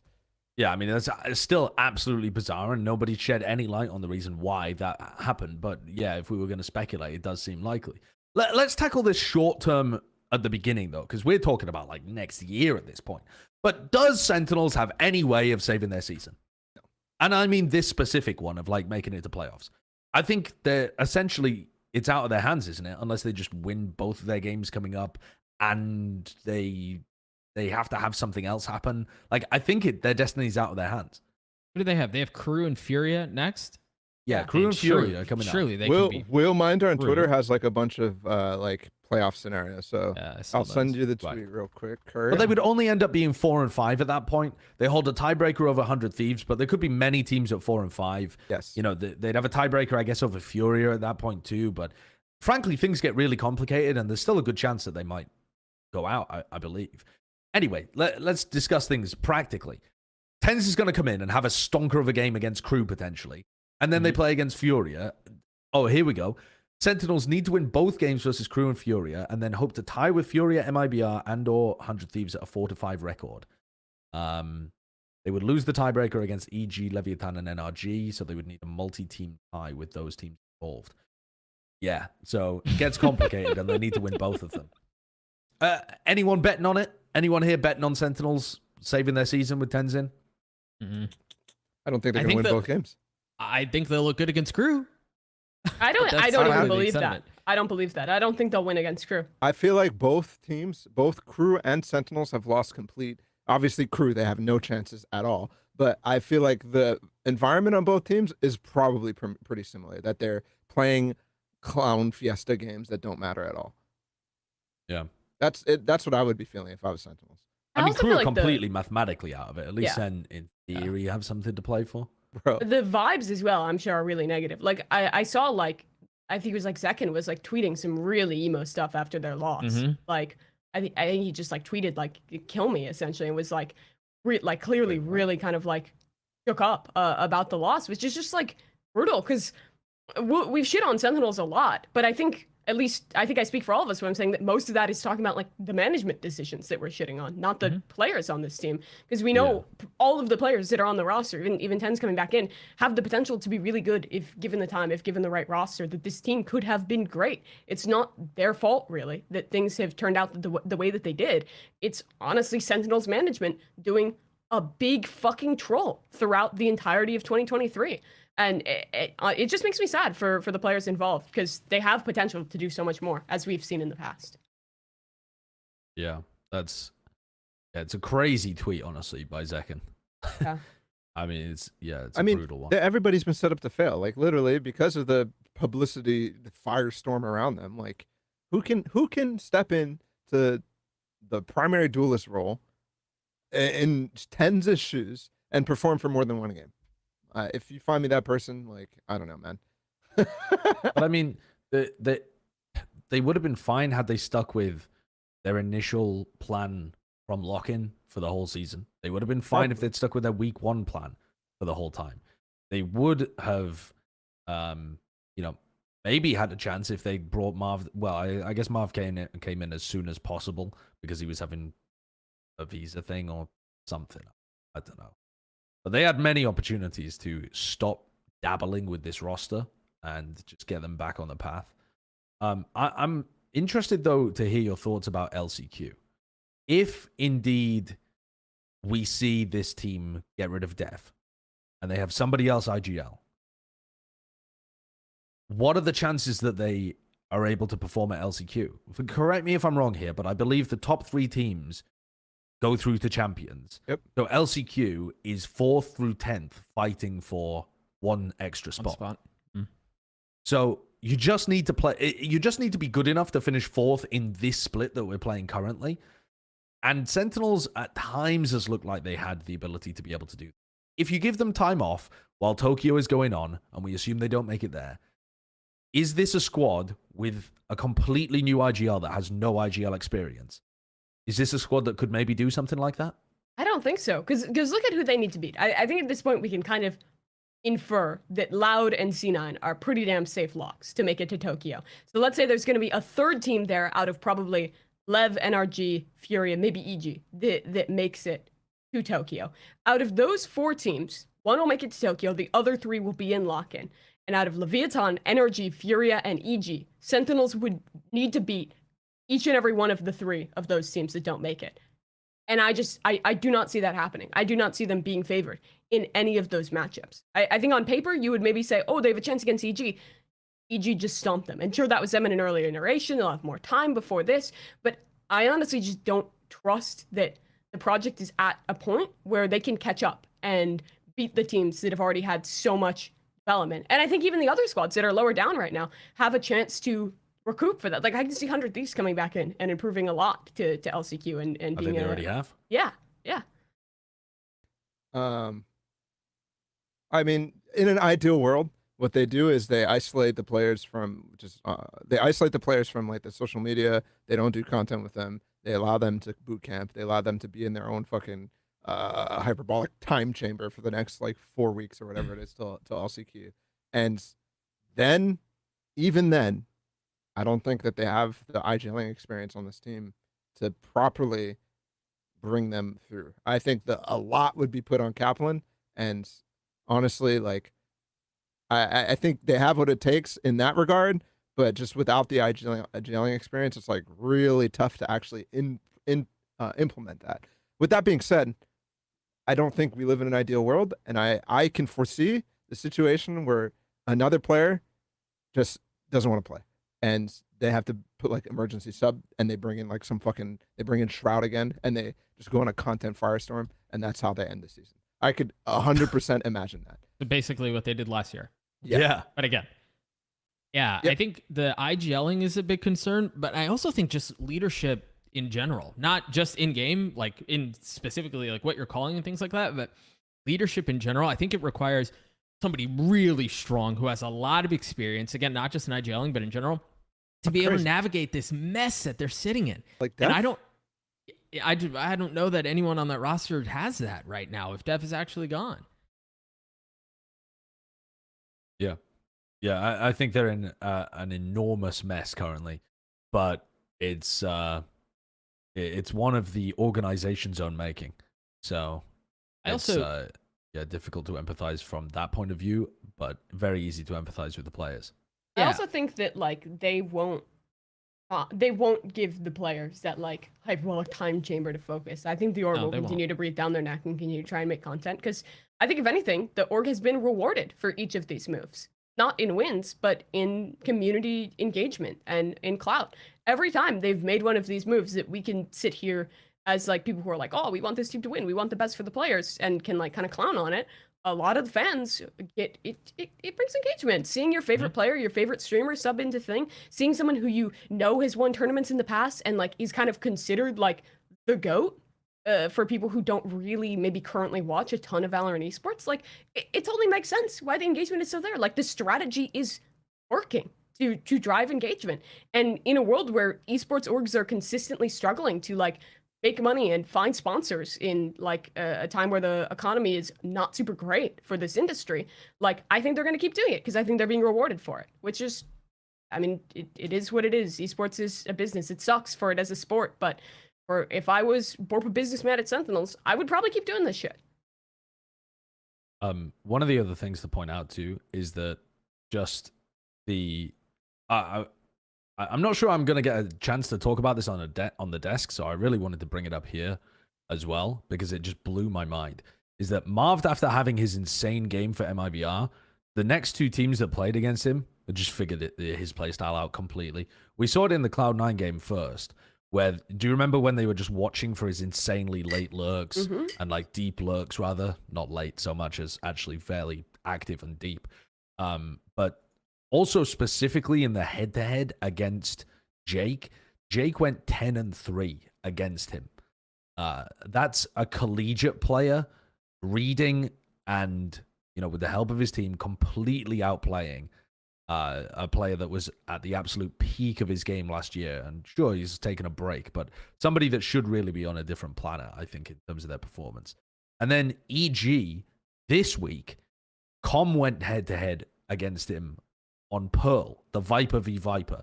And when I was watching the VOD back of that game, Com is waiting for him and killing him every single round, where he's got like this, like they've almost put Com on like man marking Marv when he goes on these positions in B-Link, those lurks that he goes for, or on the retake when he retakes through B-Link. Like B-Link is just a hotspot of death for Marv, and Com was 5-0 against him. Again, this is Com, a player that doesn't even play smokes, that has been put on Viper. Com, a player that had some really terrible performances earlier on this year, and Marv is getting smoked, like, because he just looks like an independent contractor. Like he's just doing his job, and it's not that it's out of sync with the rest of the team. It's just got nothing to do with what the rest of the team are doing.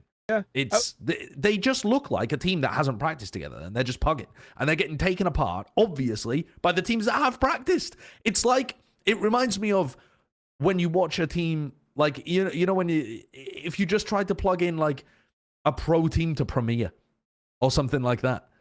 That's what it looks like.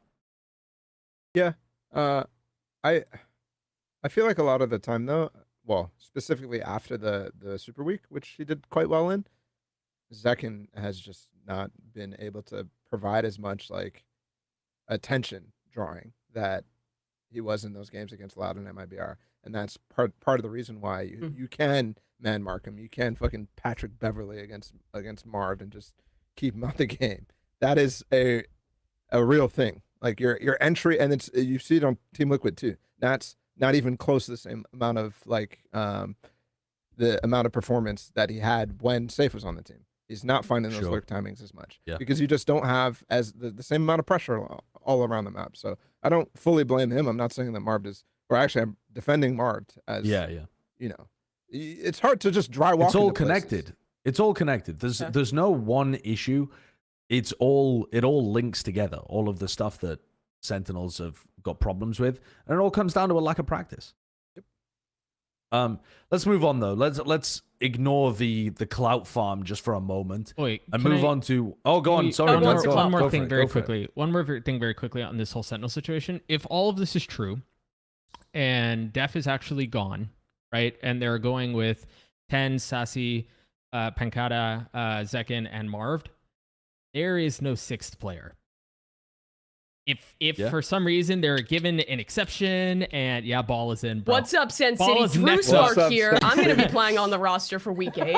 Ball is next up. So unless they and I don't exactly know how the rules work as far as like allowing an exception or something like that, because these are obviously there are circumstances at play here. But what if somebody goes down? So I have some insight here. I have the global contract database open.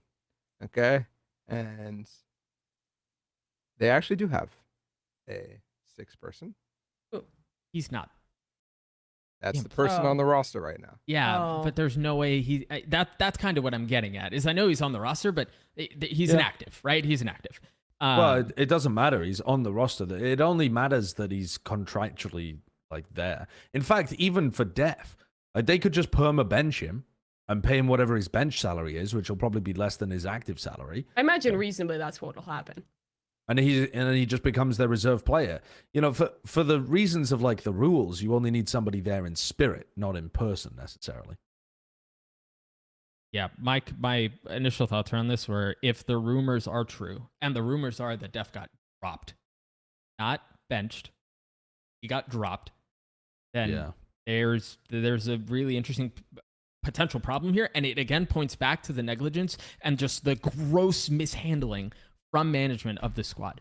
Yeah. And that's what I was kind of getting at too for LCQ. Like, players can just decide not to play, by the way. Like, obviously they're going to get penalized in whatever contracts, but like that is totally a thing. Like, obviously TenZ, for example, was sick. They're going to accommodate him, but like that's his choice too. Like, I wouldn't have been surprised to see this earlier, and I wouldn't be surprised even to hear that this is like Def saying he doesn't want to play or something like that. Yeah. Yeah. I hope TenZ is okay to play and isn't being like pressured to do so, because I know like He's from what been he was streaming. talking He's about, been like good. He's okay. been, yeah. Okay, let's talk about Cloud9. Let's move on from the Sentinels discussion and talk about one of the top teams. They are going crazy. Cloud9 continue to just light the world on fire. They look nuts. They played against MIBR. They absolutely smoked them. They ran their normal comps, looked fantastic, dismantled the opposition. I don't know what more to say. This team just looks excellent.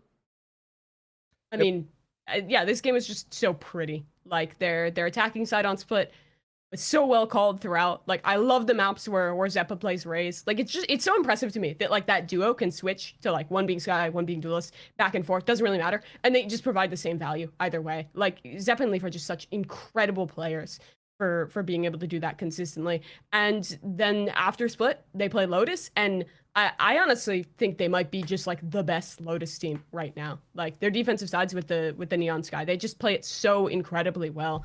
They're consistently putting up ridiculous numbers of rounds on that defensive side. The rotates are always on point. The stall with the Neon is always on point. It's honestly just fucking fantastic from C9. Like I am so on board the hype train for this team. I almost feel like if they played Loud again right now, they would beat them. Like I think they look like the strongest team in Americas. We'll do our power rankings later, but I think they look like the best team right now. Didn't you bash our power rankings last week, Mimi, on Twitter? Did I? Probably. Probably. Yeah. Probably. Where we That had sounds like something I Cloud9 would in do. number 1. Yeah. Probably I might have done that, but also you guys were right. I need my Brazilian engagement, guys. Come on, let's be honest. True. I want to ask you guys a question. Is Leaf just the best player in Americas? No, aspas exists. Aspas. Come on now. Oh, Leaf is. Leaf might be. Okay. Oh, Leaf might be. Like, I feel like aspas is... Let me put it out. First off, he's incredible. Like, I think he is the obvious answer for best player. But what Leaf provides to this team is just so good. Like, he's fundamentally fantastic as an individual. His Jet is on point. His Sky is really good. He can play multiple agents for this team and does incredibly well in all of them. They've talked about what he adds outside of the server of like being super proactive about like watching VODs and wanting to like be just like a student of the game and bring new stuff into the team. And on top of that being like a proactive voice, like I think for what he provides besides his individual performance, like it's so much. And I don't know to the same extent what aspas provides behind the scenes. I think just like as an individual, as a Jet player, yes, aspas is just straight up probably the best in America, is maybe the best in the world. But there is an argument there for Leaf. Yeah, there's probably an argument. I think that argument all revolves around some of the intangibles that we just never really actually know about, other than the players talking about it. So like, I choose to try to ignore that because I just can't evaluate it as well. I would probably rate Leaf higher in those aspects, but I also don't speak Portuguese, so it's like fucked up to even like consider it. So yeah, when you look at aspas, he just every single week he just continues to impress and improve on some things that are really, really hard to do. His decisiveness, and I'm not saying Leaf doesn't have this, especially on Jet, is ridiculous. And a lot of times you watch Jet players, you watch like maybe Cryo, you watch like, I don't know, anybody, CNED especially, like comes to mind when I think about this.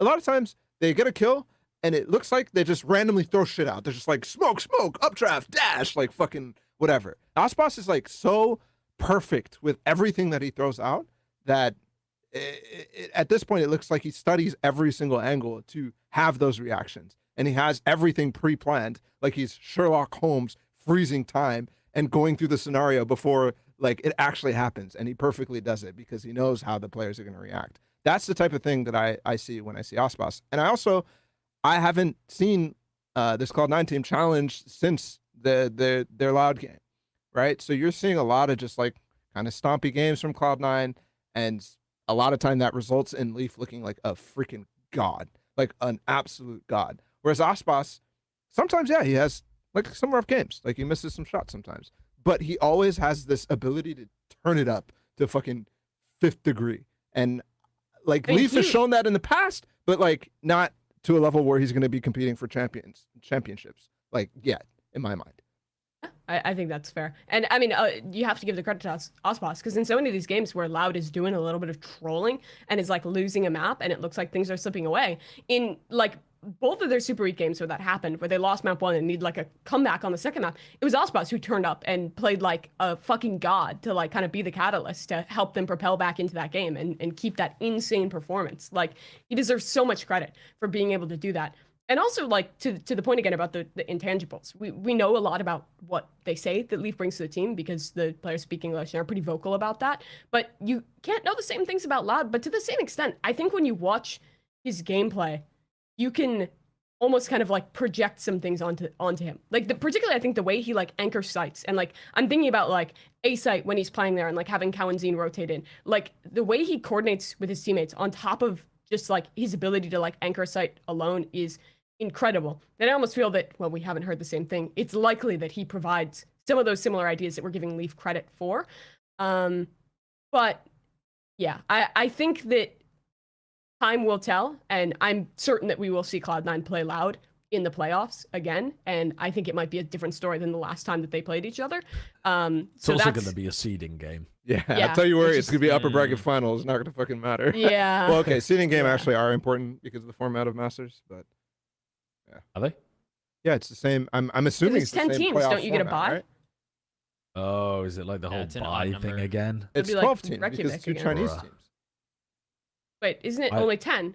Oh, sorry, 4 11? plus 3 is Wait. 7. No, it's 12 No, teams. No, it's 12.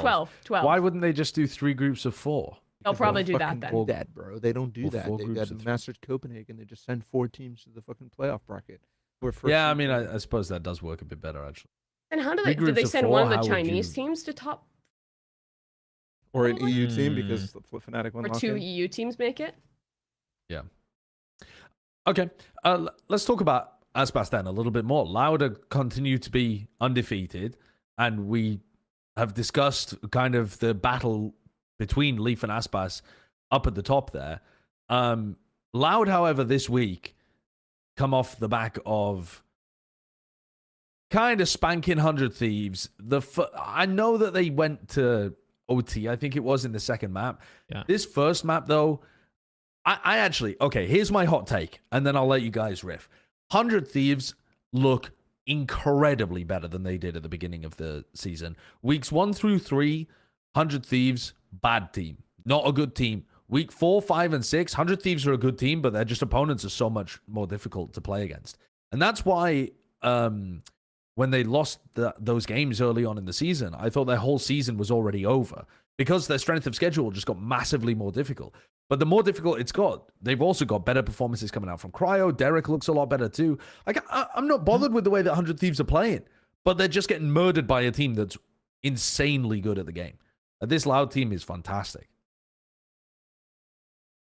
Yeah, I mean, personally, I think it's individual performances that are buffering that and making it look a lot better because, like, I can point to examples of Cryo, for example, especially on this first map against Loud, just like feeling a lot more loose, a lot more comfortable, like actually being able to find places where he's valuable on defense side Ascent, which in the past it's been like pulling teeth trying to get him to go to the right spot, you know, and like find an engagement with his op. Here he's like free flowing. His jet movement looked a lot better.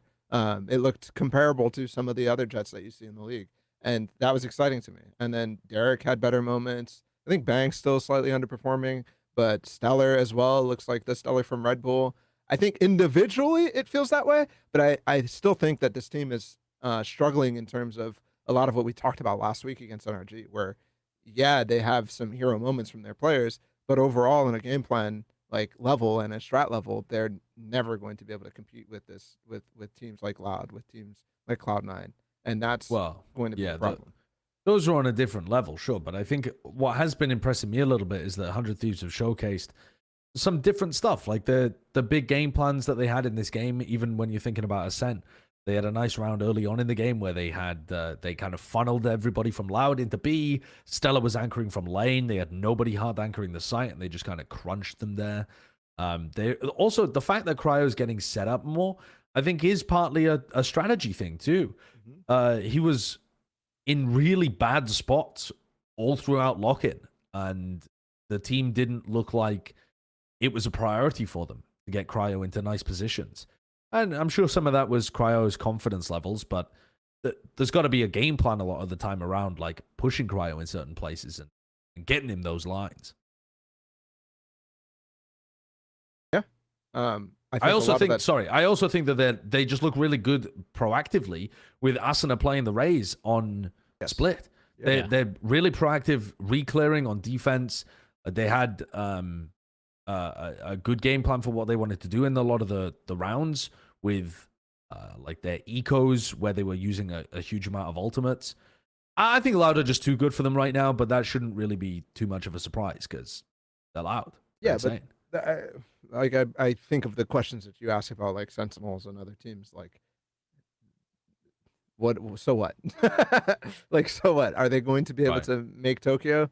No, I don't. I would even put NRG, FURIA, like even if there's still continued like trending upwards improvement, unless I see significant like involvement in the strats in some of their close games or wins, then I'm not starting to rank this team higher, even with the individual performances, because I don't think those individual performances are consistent enough.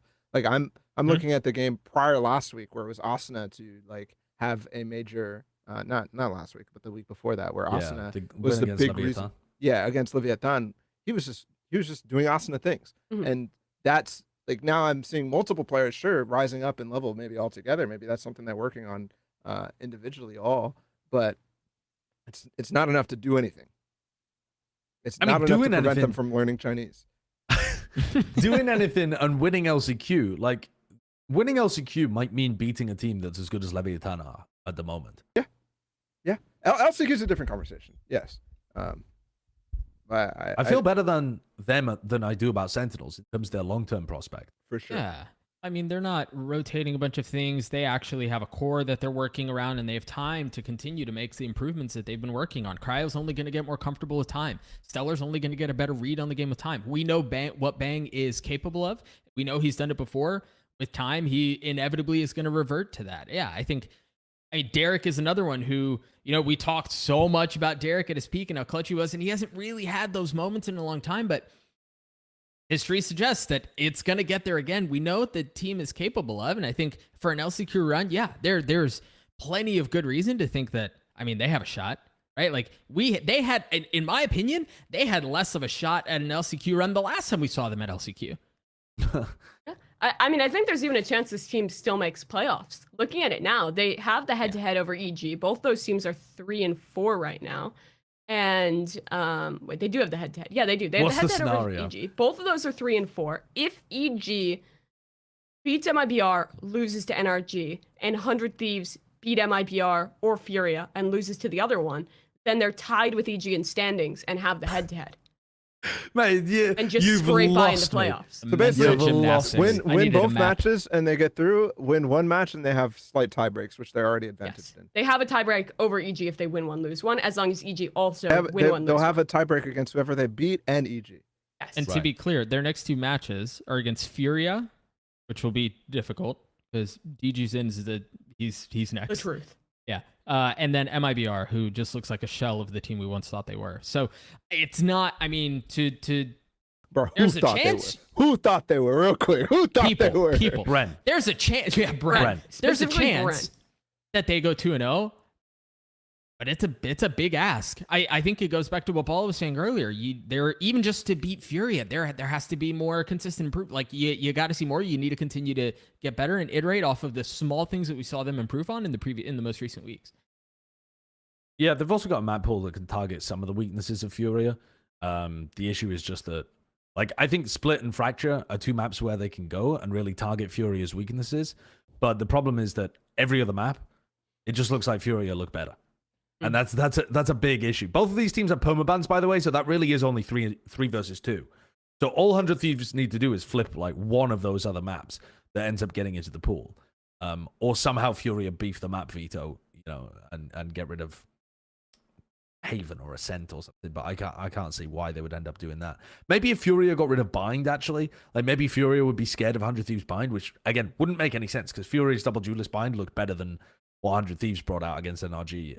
But a lot of that I think was just because their players were having cracked performances. Like decisive looked insane in that, absolutely insane. I want to move on though and talk about the LATAM clash because we had Leviatán. And the word that springs to mind is bounce back, but it's over one of the only 2 winless teams in the international leagues. And if Leviatán beat Detonation, I wouldn't be calling it a bounce back, and I don't think I want to call this a bounce back either. Maybe not a full bounce back, but I do think a win of this caliber was important. Right, you should be, given the expectations that we had for Leviatán at the beginning of the year, and given what we know this roster is capable of, you should be stomping Crew, right? And that's, I think, when you have a team that seems to have lost a bit of identity, when you have your star duelist in Taka, who hasn't been comfortable on the stage since the beginning of the year, there is possibility that they struggle a little bit, that some of the yips or whatever it is that's been causing these problems continues to rear its head, and that didn't show up at all, The yips? right? Like, yeah, That's the going in yips. your book, bro. That's what the fuck is You the haven't heard me yips? say the yips? What is the yips? I'll explain that. What does that mean? Yeah, like thank you, Josh. Get it. Pits and troughs, right? It's like the What? problems. No? Yeah, like the problem, like the hesitation, the stage frightness, the whatever you want to call it. It's like a nervousness that you're not performing. Like the yips, like. Yeah, the yips. Got it. Oh, it's actually a fucking spasm. Okay. I holy didn't realize shit. it was an actual I did thing. not mean to. That's fucking crazy. But again, to go back to Leviatán, I think it was important for them to have a win like that. And yeah, it was against, I mean, they're little brothers, right? But it needed to be that decisive, and it was. To be fair, yeah, they did stun them. Like, I mean, yeah. I kind of agree with like the stuff about like Taco specifically and the performance anxiety or whatever. But I'll make the argument for bouncing back here because I feel like what you saw against Crew, you expected to beat them, but what you might not have expected is how back to being clean it was. Mm-hmm. You didn't see any of the chaotic rounds that sometimes they're good at, but also sometimes makes them look like really bad that you saw against 100 Thieves, that you saw against EG, where, maybe Taco goes for a play, he dies, and then everybody's like scrambling to recover. You saw those situations sometimes happen, and they recovered in a beautiful way. And that's where I would make the argument that they bounce back to the reputation that they might have had, the reputation that NRG gave them about being so disciplined in scrims, like, and playing every scrim like it's an official match. Like, that's the Leviathan we actually saw at the beginning of the season. I would say that we saw some glimpses of that at Lock-In. I wouldn't say every single game, like especially the game against Vitality, I feel like was very scrappy. But that's the bouncing back. It was they had their identity back, and yeah, I don't think they've ever lost their identity, to be honest with you. I think that they've always looked like they are going through the drilled stuff, even when they're losing. Like, apart from Taco's individual form has been way lower. But when you go back and you look at what they're doing, they're just going through the same strats that they've been running 1,000 times before. Yep. You know, was this really, you know, it wasn't a lack of discipline. If anything, they've been too disciplined in some of their games, too rigid and I would agree with inflexible. So to me, I just need to see this against a better team, because to me, the big thing that has been knocking Leviathan down is that the better teams are ready to anticipate what they're doing and already have stuff in place to dismantle it. And to be honest, Leviathan were just able to do whatever they liked in this game. Everything was working. They showed some new stuff that I hadn't seen from them on Haven before. Their split looked absolutely identical to what they've done and what Loud have been doing for a long time too. It just looked absolutely exactly the same to me. But Haven, they did show some different things. And yeah, it looked pretty decent, but also it felt like they were winning every aim duel and Crew just fell over. So, who do they play against next? Cloud9 and then Loud. Cloud9 they have like and the Loud. worst possible strength of schedule. Holy, going from Crew and owners tweeting like, good job, guys, the hard work paid off. Like, wait until you play against Cloud9 and Loud before patting yourselves on the back, I think. No? Yeah, I agree. Go ahead. Mia. of course, but All right, fine. We're all getting in there at the same time. I don't think that win over Crew means that everyone thinks Lev is back. I don't think anyone is saying that. I think what people are saying is that it was important for them to have a win like that because in a lot of ways, like you were fixing, you showed improvements on some of the things that were problems before. And very quickly, I do think while they were doing the same things, it was perhaps a lack of identity or a change in identity. You can have Curry continue to shoot every single night. Exact same shots from the exact same positions in front of defenders' faces, whatever. Basketball reference. Yes, thank you. Just stick with me No, for a it second. wasn't. No, it was not Curry, that Curry. like, Curry, Cloud9 Steph Curry, player. basketball. Shut Oh, up. right. But I mean, T1 Curry? Yeah, dang it. But you can have someone continue to shoot the same way and not believe. Right? Like you can look the exact same on the outside and have mental things that are going on that I think are more indicative of a lack of identity than anything else. So yeah, they can have the same drilled approaches. Yeah, they can have owner like expecting the exact same things and everything intended to be as drilled and as rigid as expected. But that doesn't mean that there weren't identity issues that I think were pretty evident as someone took a closer look at some of what was going on. Do I think that just because they beat Crew the way they did, they're going to 2-0 the rest of the season? No. Do I think they have more of a fighting chance than they did before Crew against Cloud9? Yeah, I mean, I think there's more of a compelling conversation to be had around it. Could you imagine what we'd be saying about Leviathan right now if they got stomped by Crew, or even if it didn't look clean and it went through maps? Absolutely. Right, Yeah. like we'd be having Crew type of conversations with them, right? Like but the fact that they look decently respectable against Crew, I think just shows, okay, they may be what we thought they were.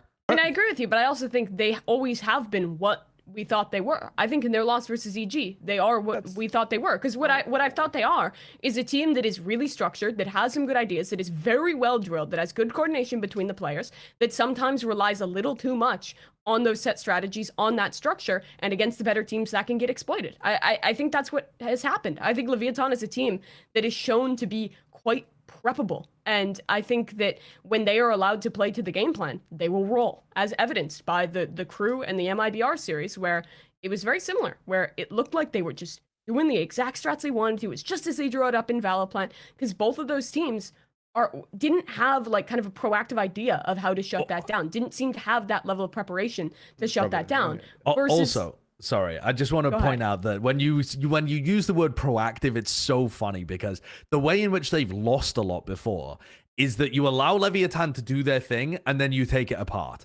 And instead, Crew were determined to run at them at the beginning of every defensive round and always have something aggressive going on, and Leviathan just shot them and stopped them from doing it. Like, man, when you watch crew play defense, they're itching to go. They're always wanting to do something, and Leviathan are just holding for an advantage at the beginning. You know how like Carmine Corp default, and at the beginning of the year we would see them just holding spawn for the first 30 seconds, and then they were clueless because they didn't know what to do. They've been scrimming against teams like crew the whole time, where crew are desperate to give away advantages. They can't help it. So it just makes the whole game so much easier to die first. It's crazy. Here's some croupium for you, though. Some absolute copium for the LATAM teams. I think of all of the teams in Americas, these two have had the hardest strength of schedule by far. The way in which they've played against the teams has lined up almost perfectly with when they've gotten better. If you look at the Leviathan schedule of when they've played people, they played, apart from NRG at the beginning, where they caught them when they were looking fairly poor, they catch FURIA when FURIA are looking like gods, when Khalil is hitting every shot, you know, absolutely dismantling them. They've never looked like that again. They catch 100 Thieves in week 4, right after they've had the revival of Cryo. Week 4, 5, and 6, 100 Thieves, way better than week 1, 2, and 3. There's a massive difference there. They catch EG at the end of their improvement to the point where they're actually looking at a level where they can beat teams like Leviathan. If they play EG at the beginning of the season, that is a guaranteed dub. That ain't happening this game. Then they're playing Cloud9 at the end of the season as well. So they didn't get to prey on them when they were still figuring stuff out. They get like peak form Cloud9, and they just have Loud thrown in there, but Loud have always been good. And the same happens for Crew. Crew played against Furia week 1. Crew played against all these teams when they were still doing really well. It's rough out there for LATAM. I'm not buying. You're not buying that cope? No, I'm not buying. That's a load of crap. Crew are 0-7. Well, I buy the Leviathan cope. I don't buy the crew cope. Yeah, I agree. Like, crew 0-7. I think the Leviathan cope though is real and a valid point. I think they've had very hard games and will continue to have that. But I also think they had a lot of opportunities to win some of those games and did a significant modicum of trolling. I think both things can be true, and the reason why I'm like kind of like flicking my head all over the place when you guys are talking about Leviathan is just like they played against EG and 100 Thieves. Here's the argument. I feel like you get the Leviathan that played against Crew this week, and you play either of those teams the same again, like they win that series. What you saw in the games against 100 Thieves and EG wasn't like full like exploiting their prep, exploiting Leviathan. It was Leviathan not following through with their protocols. It was Leviathan falling apart with how to set up Taco or King IGLing, like, and calling the same things over and over and over. Start with I'm thinking of like the 100 Thieves series here, where I feel like that started with like Leviathan playing like their Icebox game plan of we're just gonna fucking retake every round, and then 100 Thieves like started pushing forward and being proactive in the post plan. They struggled to contend with that, and then the spiral seemed to start. Did it not start with a little bit of kind of like prep of their idea being countered and then struggling to find the second option, do you think? I disagree with your assessment of things, Bala, and I'm prepping this segment for the desk this week, actually. So I've just gone through and taken a look in detail at that Leviathan 100 Thieves game. So there's like 5 rounds where Leviathan have a play that they do with ults, and 100 Thieves are ready to stop it every time. They always do the lockdown in Garage every time. You go back and look at Leviathan's VODs on Haven, always that exact same lockdown in Garage, and 100 Thieves had a counter to it. Mazzino, every time he has his Omen up, he always Omen up somewhere deep. Usually it's been into like deep into spawn instead of a Heaven recently. Derek was there to stop it. Bang was there to stop it the 2 times that they tried that on the attack rounds as well. When they attack, King calls for early fault line recon dart, and then they hit the sites as an execute as soon as the recon dart and the fault line come up. Every single time. They literally go immediately at the 1 minute mark, or if they use their recon and stun earlier on, they're back into an execute. Doesn't matter whether 5v5 or 4v5, they're execing as soon as that stun and recon dart comes up. Mate, I'm watching this VOD and I'm like, you guys are the most readable fuckers I've ever seen in my life. Like, people are begging to play against a team like that. Begging to play against a team like that. Dude, I'm not even, okay, yes. You're probably right about that part. But the point, the reason they lost that game, in my mind, is not that stuff. Even with, you give me proof or whatever, I'm thinking of the rounds where the shit is just spaghetti all over the place because they're not following each other. They're not playing with discipline as you expect. Somebody's making a hero play. Those are the rounds that I think things fall apart more so than anything else. Maybe it's a combination. It might be a combination. Maybe My take right. is that it's like one connects to the other, in that they have those rounds where like they get red, their game plan is like just not working at all, and then they turn into fucking spaghetti-a-ton after that. Like I feel like there's kind of a correlation. That's terrible. There's 100% a correlation, but I would argue that the team that played against Crew is going to succumb to that way less. Maybe it's just because they're such a weak team, but even then, I don't believe that. I think what we saw was insane, like sticking to what is good and falling into the things that are like what have been practiced. And that's not necessarily a good thing for Leviatán, but my argument is that it was a bounce back in that regard, that they regained that identity that I was talking about. Right. I assume though that you're still considering the Cloud9 and Loud games to be extremely difficult games for them. Yes. Would you favor them in either of those? I guess we can actually wait for the predictions, but that would only be one of them this week. So I want to ask you about both of them. No, of course not. Right. But they have chances? They have chances. Going to be on that level? They have chances, 100%. I don't think you've really seen Leviatán get stomped by anybody this season. So, yeah. I want to move on to the next game, though, because we've talked about Leviatán for quite a while at this point. So NRG played against FURIA, and NRG are just on a tear currently. And not just that, their bind was insane. This series actually was insane. It was a great one to watch. You got to see FURIA still popping off. Some of the stuff that decisive was pulling out was unfreaking believable. He finishes plus 14 with 60 kills, but frankly, I mean, you look at what he was doing on bind, and I didn't think there was any way NRG was going to be able to stop them. And then NRG still managed to win the map. It's bonkers. Yeah. FURIA should have won this series. Bind should have been theirs, but NRG is just insane on that attack side, and FURIA is way too slow on the defense. But also, they picked a fairly attack-sided comp, I'd say. Yeah, FURIA, I didn't really get a chance to watch the tail end of the series, but Bind and Haven, insane series. So much fun to watch. I'd recommend anybody to watch that. To me, the standout is Som. Som was an absolute beast at keeping them in the game and making some ridiculous like spam, like to save like some of those rounds. And yeah, NRG's Bind continues to impress, and it's crazy that they're able to withstand decisive. Yeah.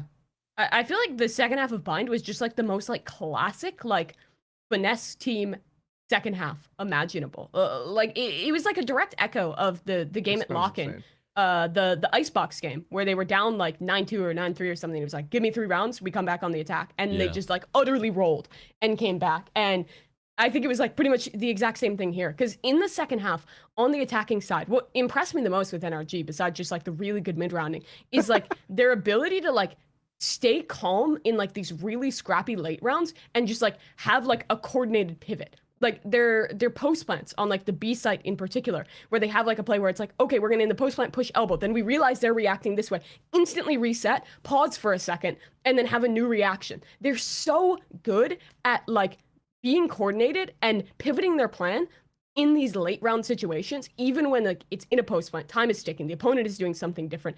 It's honestly incredible what they can pull off. And on top of that, all the players just look so much more comfortable. You shout out Som in particular, but Victor's raise, as always, was honestly goated on this map. Like, it's like the roles are making sense. Finesse is looking at peak form and is calling, and I think they're also like leading in the map pool right now. Like Bind coming back just works so well for them, because I don't think anyone's going to want to test them here, honestly. Their attack side is just so good. I think so. The scary thing about NRG and their bind in particular is that I think there are a couple of small adjustments away from their defense getting significantly better.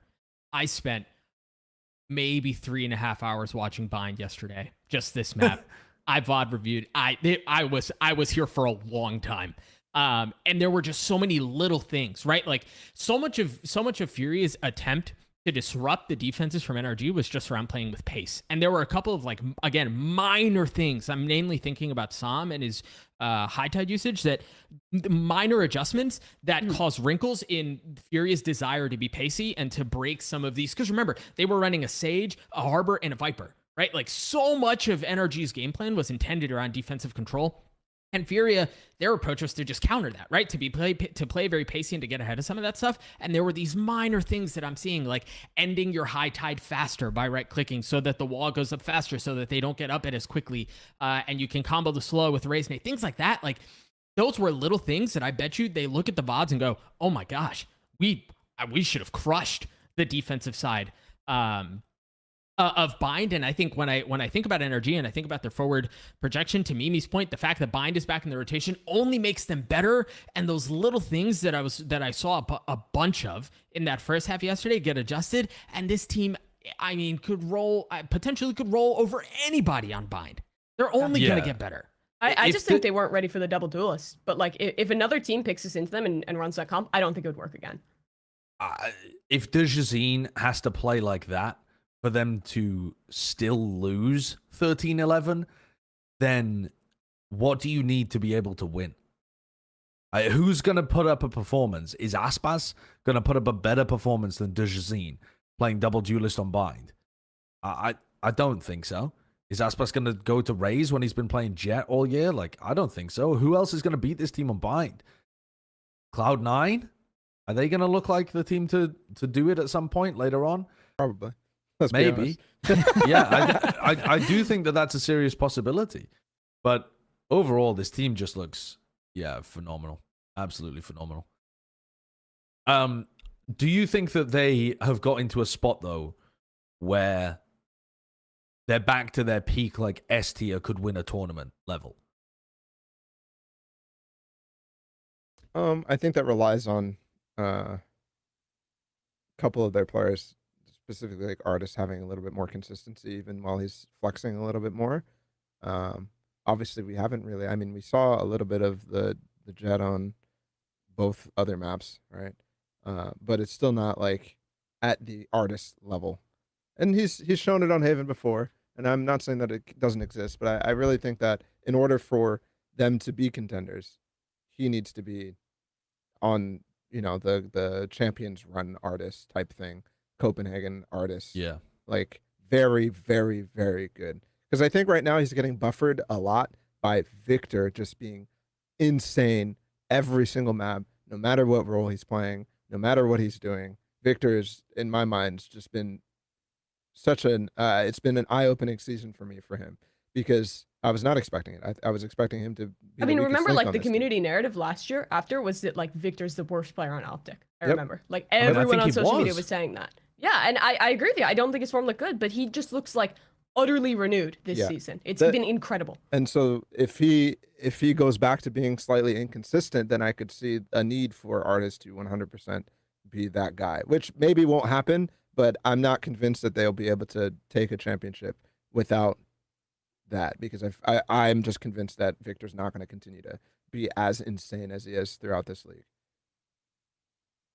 I do think all of the other pieces, you know, you mentioned Victor. Crashies is another one that just continue. I don't think the guy has seen a drop off at all, even with some of the struggles that NRG have had. Like, he's so good on the intangible things, the stuff that you don't necessarily see on stats. His map control, his ability to apply pressure off of the utility that he has is just so smothering. And I feel like one of the reasons Finesse is as good at the mid-round calling as he is because of the value that Crashies is able to provide. So if he continues to do what he's doing, Finesse is going to continue to call well and then have games where he frags and other games where he doesn't, which is fine. I think they'll be fine. Balla, to your point, I agree with you. I think Artist needs to continue to show consistency and be the artist that the artist that people thought they were getting when he was brought on to NRG. And I don't think he's consistently been that. Yes, because of the role changes and everything that's gone on, but I think eyes and light shines on him as well. Honestly, they just need to go to Costco and get one of those comically large packs of gum, give it to Crashies. They'll keep the performance up. It's all good. It's over. They win the season. Best team in Americas. They're definitely looking like they could make a run to Tokyo, though, at this point, which we haven't really been able to say about them at any other point this year. Hmm. So that's good to see. It's always nice to see a S-tier team, return back into that form where they can make it to the big events. I want to get on to the predictions, though, because I really want to ask you guys about NRG Loud, but that's part of this predictions kind of segment that we've got coming up. So let's get into it. The first game that we've got is FURIA playing against 100 Thieves, which is an interesting one, and it means a lot. And we're all going FURIA. Oh my god. I don't feel good about this one, gang. I don't feel like this is a guarantee. I thought somebody was gonna go for 100 Thieves, man. Same. That's crazy. But you're not willing to do Who would it. you expected? Yeah. Doug or Mimi, yeah. We need Mel back to just cope. I was seriously Okay, thinking about it. 19. Here, let me try and sell somebody on it, right? So we know that Pearl is going to get banned. So that's a perma. We know that what has FURIA been banning recently as well? Something else that they've just been perma banning. They've been Lotus. perma banning. Oh, Lotus. Yeah. So we know that Lotus and Pearl are going to be out of the equation. Who wins when it gets to where's the swing game? Why can't I remember what it is at the moment? The map that FURIA looked quite bad on in the final. Oh no, that's Pearl, isn't it? No, I'm trolling. Yeah, no, I was thinking Furia's Pearl. Okay. Nothing to sell us on. All right, here you go. Whoa. I needed to redo my entire sales pitch, but I'm back. Okay. I've knocked on your door with a new wig and a different hat, and I'm like, hello, would you like to buy something completely different to what I was selling earlier? No.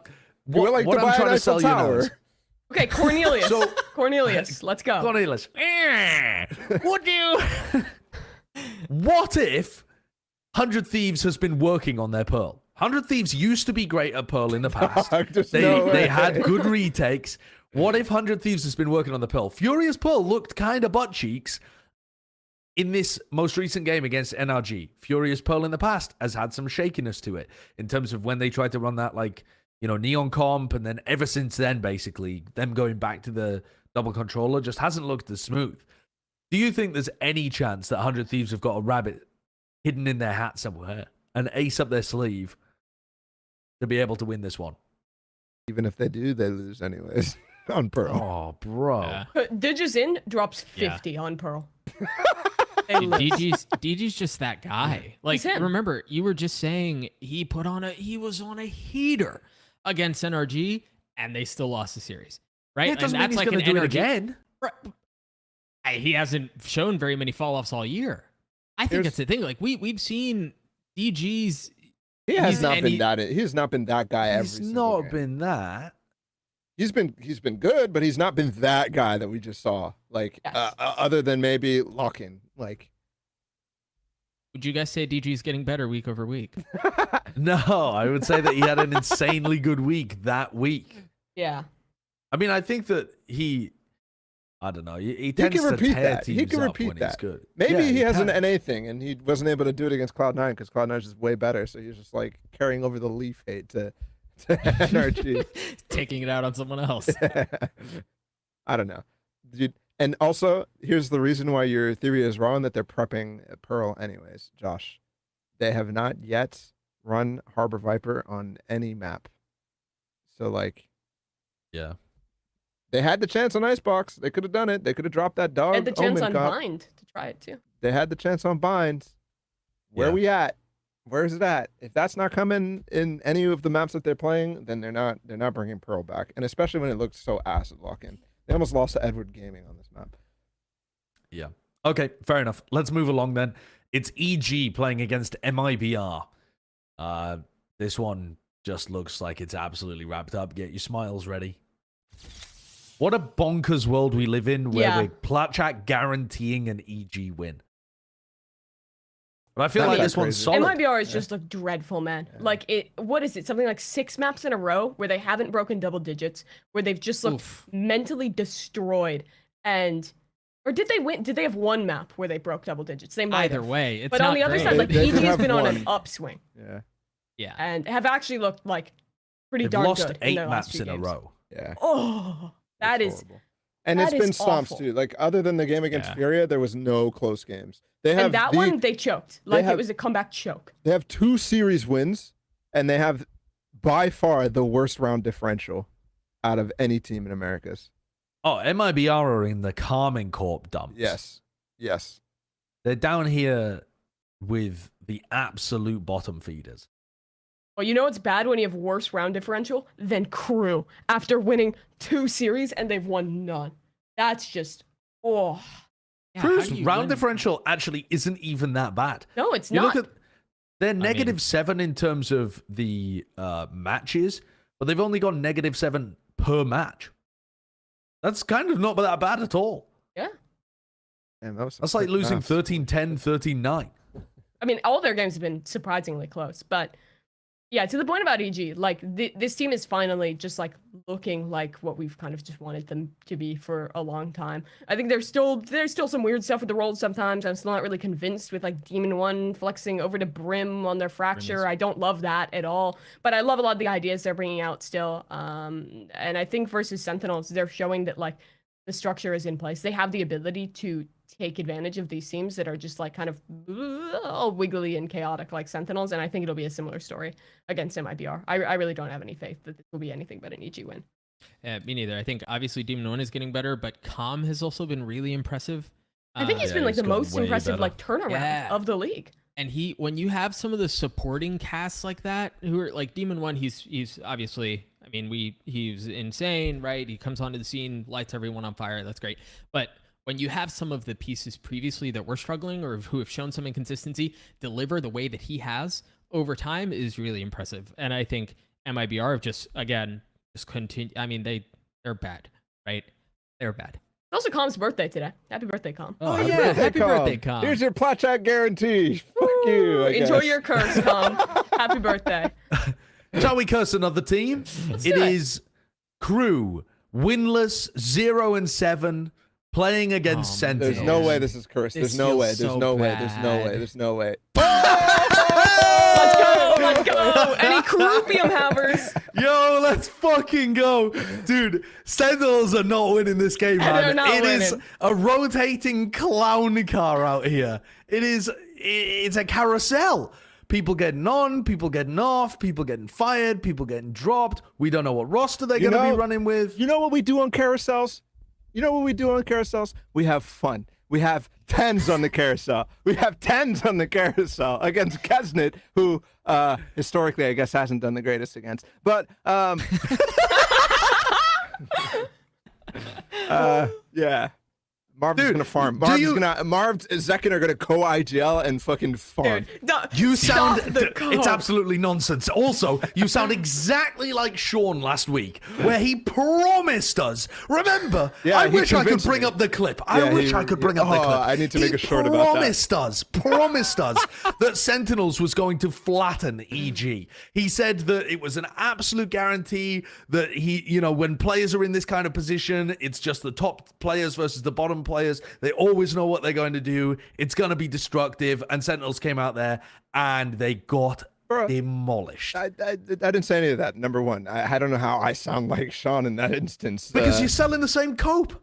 Stop coping. What kind of cope is there, bro? It's fucking random. It's random. It's the crew doesn't give a shit. Crew is 0-7? Sentinels probably also doesn't give a shit. We're missing a meaningless game. Okay. Like, what are you talking about? I mean, I feel like you're at least inspired to not go 0-7 against the funny team. Because at this point, Sentinels is becoming the funny dude, team. I'd be inspired to go in 7 at this point, bro. Like, fuck it. No way. God, there's no. Could way. you imagine? 0-9. If I'd they just do were it. to lose to Sentinels, if they were to lose to Crew, a winless Crew, there's absolutely That's why it's no happening. reality in It's which it gonna happens. happen. Also, Sides. allow me to remind you, the last time they made a roster change, they brought in Marv, and they looked freaking unbelievable. They looked unstoppable. We also just had a Crew go up against Leviatán, who, Josh, you called the most predictable. I can't curse because then we'll get demonetized. But you No, it's- called them no, you're something good now. you You shouldn't can have go said. for it. Go for it. No. Wait, I we're don't 3 want to hours get the in. show in trouble. I'm the guest, right? I don't want to cause problems. But you called them the most predictable team in the league. Crew knew what was happening, and they still couldn't deal with it. I don't think they Right? knew what was happening. In the same vein, you're trying to predict that Sentinels is gonna win this. The least Yes! predictable team in the win. It's fucking spin the wheel. Who's our roster this week? Random ass shit. Whereas Crew has like played the good teams, except for Leviatán, surprisingly close. They almost beat Loud. They almost beat fucking every team. They've always been just over the line of being able to get it done. Here's the thing. They always Keston get is a map. normally yes, Keston is Apart from normally against trolling by running it down A long on the extremities and dying every round. Sentinels. No, Marv is gonna get rolled by Keston on the extremity every round. That's Keston's gonna fine. be running it down. Marv, That's dead, not gonna gone. happen. That's okay. Crew, and that Crew might are not happen smart for one. enough to do stuff Yeah, they're like really not. actually punish Marv. Marv might just feast in this They're game. really not. And the truth is, even if Keston does have his one pop-off map and Crew, look good for one map, and we go, oh my gosh, it's happening. Zekin and TenZ are going to combine for 50 freaking every single No, map. they're gonna lose This the is the first Sean map, argument. and Rob Moore is This gonna is get the the Sean paper argument. shredder out, and they're gonna make another roster change, man. Now, there's nowhere else for them to go, Mimi. Bro, I want to ask. Literally watching- nowhere else for Will be them to playing the go. when second we were map. casting the Crew Leviathan game, we started off by reading what they were talking to each other. The Latam and Brazil teams usually never type in the observer chat, like ever. Like ever. And obviously against each other, they were all talking Spanish. And I think it was one of the Crew players typed, juguemos una partida fake. Yeah. Let's have a fake fight. all of the troll aside, right? All of the jokes aside, I have a hard time believing that Sentinels lose this. And I think all of the BM about management and how poorly they've mishandled this disaster of a season that it's been for Sentinels. Yeah, maybe a little copium, But the truth is, I believe in a lot of the pieces that they have there. And I believe in them enough to where they don't lose to the winless Crew, who's also still playing with the sub, by the way. And it's shit, he's goated. God's gift to Valorant. He was so good on Harbor and KO. He's playing like the most technical roles for the team. He's doing well. Honestly, if anything, Shitty's an upgrade. I'll say he's been Very good. quickly, they Sentinels just tweeted out the roster that they're going with. And By who the way. is it? TenZ. Well, Breaking you pull it up. news! Breaking Pull it up. news, I don't want to steal news! the. I don't want to steal the thunder from Kurt. All right. Okay. Kurt. Match of the week. That was the that's the match. This is the match of the week, right? Match of the week. Match of the week. You need the tweet, Kurt. Breaking news. Dun, dun, dun, dun. Bum, bum, bum, bum, bum. I mean, I can already tell, like, what we were talking about earlier with the fans buying this, it's crazy. Like, the first reply to this is Def Bench is the biggest send W of all time and, like, has a bazillion likes. W roster. Like, let's go. Perfect. Good luck. Final. I've been waiting for days like these. Like, the fans have bought into this. Like, the fans are off the copium that, like, this is actually a good direction, that TenZ is actually the savior. I mean, all I want to know is who's calling. That's all I want to Nobody. know. Everybody. Guys, we have a rare opportunity. Kurt, I are would you actually down? feel better if they What, to sub try Fallen. and ratio Sentinels? It's not happening, No, bro. we could do it. It's not We can happening. do it. We can't do that. We can do it. We can't do that. L plus ratio. No, it's not gonna happen. bro. What? It's That's a hard. good Dude, idea. Send just it. send it, Send Kurt. it. Send Wait, it. there's like L- one, dude. There's like 1.6k people watching right now. That's 200 more already. That's Everybody already a go ratio. like. Kurt, send L plus who's even IGLing plus you're losing to Crew. Just Dude, Doug, change your pred. Change your pred. We have a golden opportunity right now. Change my pred to Crew. Change my pred to Crew. Quick. Take a picture. Guys, refresh. Please. Please, we need this. all right. I mean, we really shouldn't Change my pledge friend. guarantee them. Yeah, Change my no. pred. Change No. my It's a bad pred. Go, idea. go. Come on, please. It's a bad Come idea. on. Do it. Gosh, what a Clout. mess. This is done. This is so Okay, I need stupid. each and every one of you viewers, each and every person on the show, go to Twitter, retweet that tweet. We're at 300 likes. We have to keep moving. We have to keep moving. By the way, we're not this good at call to actions when it monetizes our own channel. Like, we don't get members this well, but for some reason, ratioing Sentinels is popping off. Oh, you didn't type ratio. Oh, No, it's fine. It's fine. It's fine. It's just, people will understand that it's a ratio. Okay, yeah, you don't sure, need to put it in there. You don't need to put it in there. Change the pred. Shall we move on? Change the pred. Change the I pred. don't think we're Give me the I don't think screenshot. Doug, we're did you want me to convincing change Doug. your pred? Guys, we're the reason that Sentinels are gonna lose if we do this. No, if That's you hilarious. pred No, crew, it'd be you're the reason the they Sentinels win. would win. If you want Okay. Sentinels to win, you pred crew. Come on, smile, Doug. Oh, shoes. Hold on. Everything's falling apart. This isn't It's all working. going in pieces. Smile. There we go. I mean that has been taken. Oh, that dear. Doug's face Let's tells go. you everything there. Let's Doug's go. I am under got a duress. knife at his Let's back. go. Definitely under duress. So let's do the game that I wanted to really discuss, though, in the terms of the predictions. It's NRG versus Loud. So this is a banger matchup. It's got so much history behind it as well. Who do we have? Okay. Really? Okay. Really? Dude, me and Josh Really? are off the goop this week. I just decided to punt this one because I thought I was just going to punt it. Like, no one's going to go for it. I'll I just thought take the a exact punt. same thing.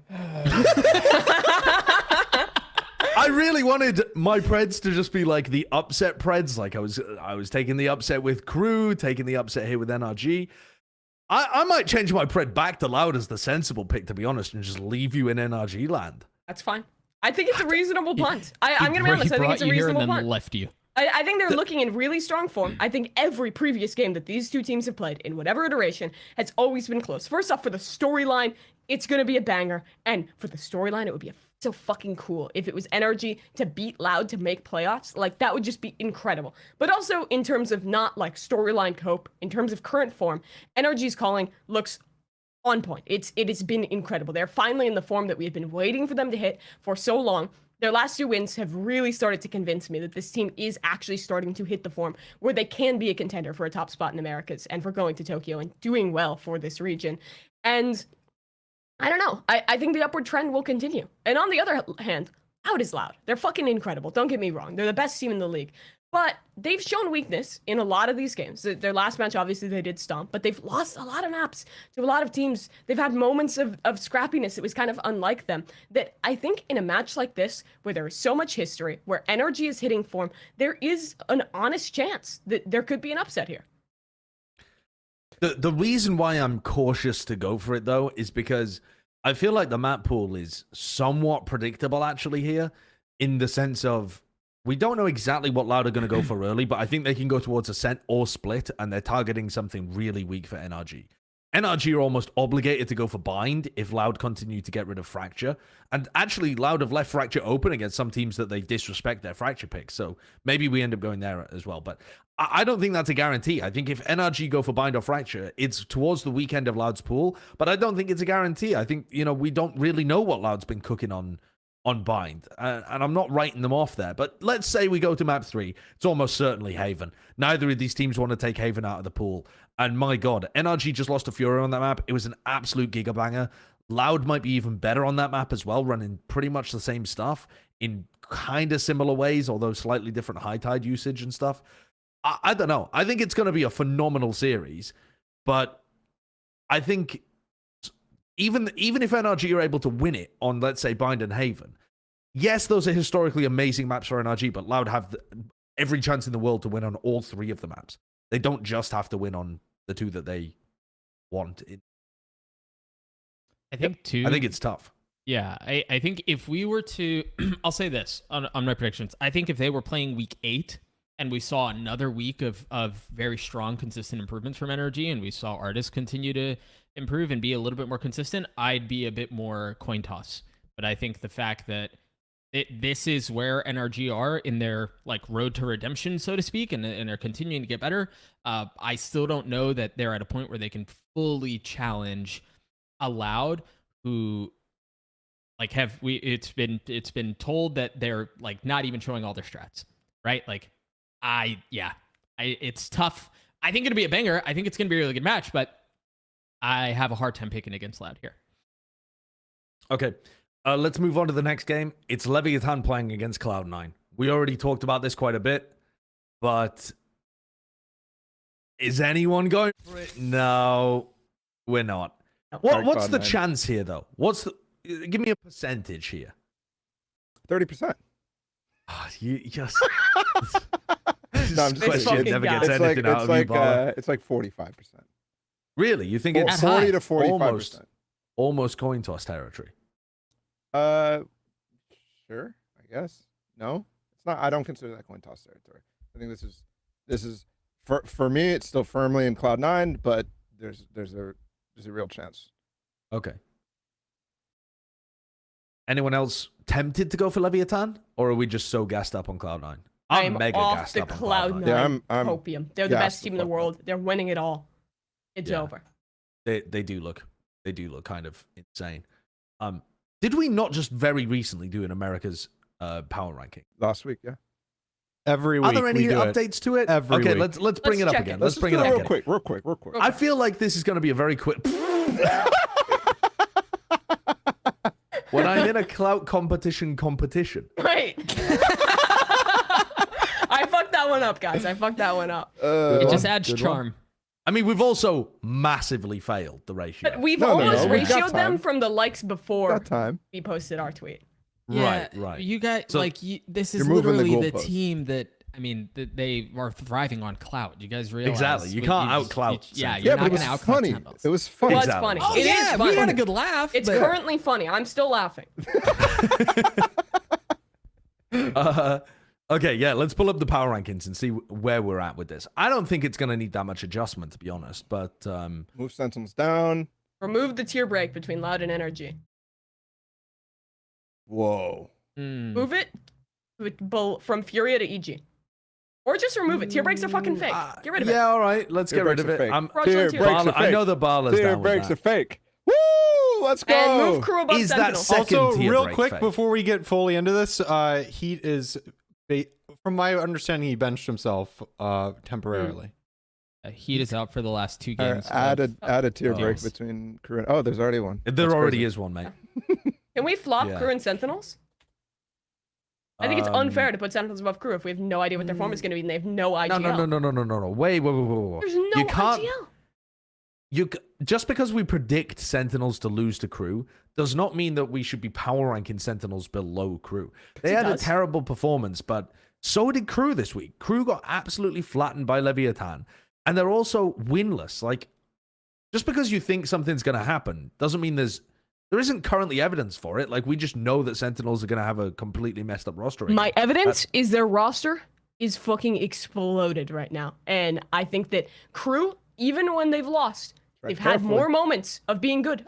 They've had more moments where I can cope about them than about Sentinels. Whereas Cloud9 Like, also Sentinels didn't are have a like a roster at the beginning tragedy. of the season, and look where they are now. It's crazy. I also That's- think and also stuck with the same Sen- roster the whole time. But we Sentinels- also put Cloud9 at the bottom of the power rankings at the beginning of the year because they didn't have a roster. Not 9th. They were 8th, actually. Oh, okay. And also, Sentinels, through their tumultuous disaster, still have 2 wins. Crew have none. Yeah. All right, whatever. I don't care. Irrelevant. I Your also Honor, think- irrelevant. Sentinels have so much more pressure on them than crew. Crew can just go do whatever the fuck they want. Dude, both teams have so much to lose if they lose this series. Do they? What does crew have to lose? They'll go 0-8 and lose to fucking clown car Sentinels. Who gives a fuck? Kesnit's tweeting XD after every loss. He doesn't care. My man's just got the bag. Yeah. He doesn't give a He shit. doesn't give a shit, but Crew the Org gives a shit. They lost to Sergio Imagine. Aguero Sergio will cry. Aguero is not getting rid of Kesnit just because he's Okay. losing a game to Let Sentinel. me even back it up even more. Crew the Org doesn't give a shit, but the fans care. Do they have any Do fans? they? Fuck. Yes, they have a don't lot know of whether fans. They've lost. They have a lot of Haven't they LATAM lost fans. Don't most of say the that shit, fans? Paula. You're gonna Oh. get fucked up by the LATAM fans. The crew viewership is nowhere near what it used to be. I don't know where all those fans have gone. The Leviathan probably. They left with Kesnit to Leviathan and stayed on the Yeah. bench. Just Are we messing up the middle of the pack at all here? Do you feel like Leviathan did enough to get over EG, for example? No, you Or- did better this week, even still. So. Yeah. Are EG hopping above Furia No, after Furia Mhm. lost to NRG? Furia still looked pretty good. They just didn't. I look agree. insane. I had to ask the questions. It's my job as the host, but I think we can move on. I Can think we we've done a good job here. move Loud back up to first No, for No. the lulz? no, No. Okay. That's nice. stop. Kurt, go back. Control Z, go back. Thank you. Moving on. All right, yeah, let's move on then. Let's talk about the Pacific region for a little bit. There's only one game that we were going to cover this week for Pacific, and that was a pretty big upset, I think, with Gen.G losing to Talon. What on earth is going on over there in the Pacific region? I need to be watching more of it, but I just haven't been. Please tell me. Gen.G were looking like a top 2 team, and Paper X have gone on a bit of a tear, so maybe now it's them instead with something. I don't even want to talk about that fucking squad. But Talon were omega trolling. And now they How the beat tables have turned. Gen.G? Dude, I've never really understood how to rate Gen.G. I actually recently went back and watched like the lock-in game against Loud, and I still wasn't even like understanding how they were even getting close to competing against Loud back then. I watched this game, and it seems to me that they're falling into like the old patterns of Korean Valorant, where you have so much structure that anytime you get even thrown off a little bit, you get a curveball hits you in the face, you just lose all aspect of how to play the game. Because it's not that the rounds are spaghetti, it's just that they don't do the right things.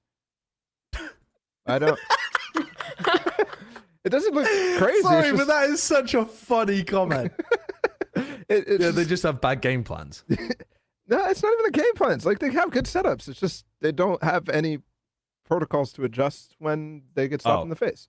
Yeah, you know? I mean, that was the case during the DRX game as well, where they looked like they had really good setups, and then the players individually make really bad decisions. Right. Like they run in and face alone, or they, get caught out completely. Yep. And you can tell the game plan was, we're supposed to play an X way, and the game plan works, and it gets them the first 2 kills, and then they just throw it away by making poor decisions, and DRX mop them up because they're really skilled. Yep. And they're making individually better decisions much more often. It's like it's like everybody on that team thinks they have the same explosiveness and playmaking ability as King does. And so they all try to hero play like he does sometimes.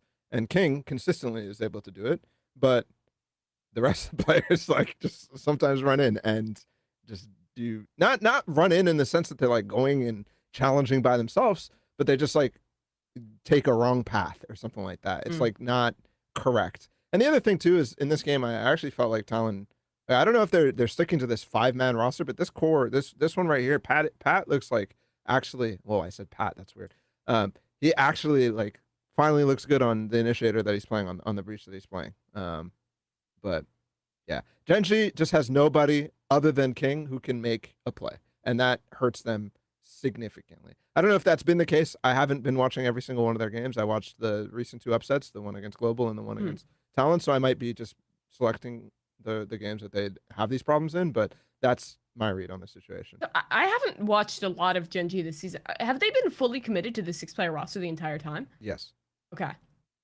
Do you think that that's like working for them, or is it troll from what you've watched? Dude, again, this is our Pacific like unbiased showing, but I don't know. I haven't watched like all of their games. Like I said, I just watched the most recent ones. I would say absolutely it's not working, but who the fuck knows? All the Pacific teams are running 6-man rosters right now. Like I don't know. So it's the meta. So yeah, it's not even something I wish to criticize when everybody else is doing it right now too. You know?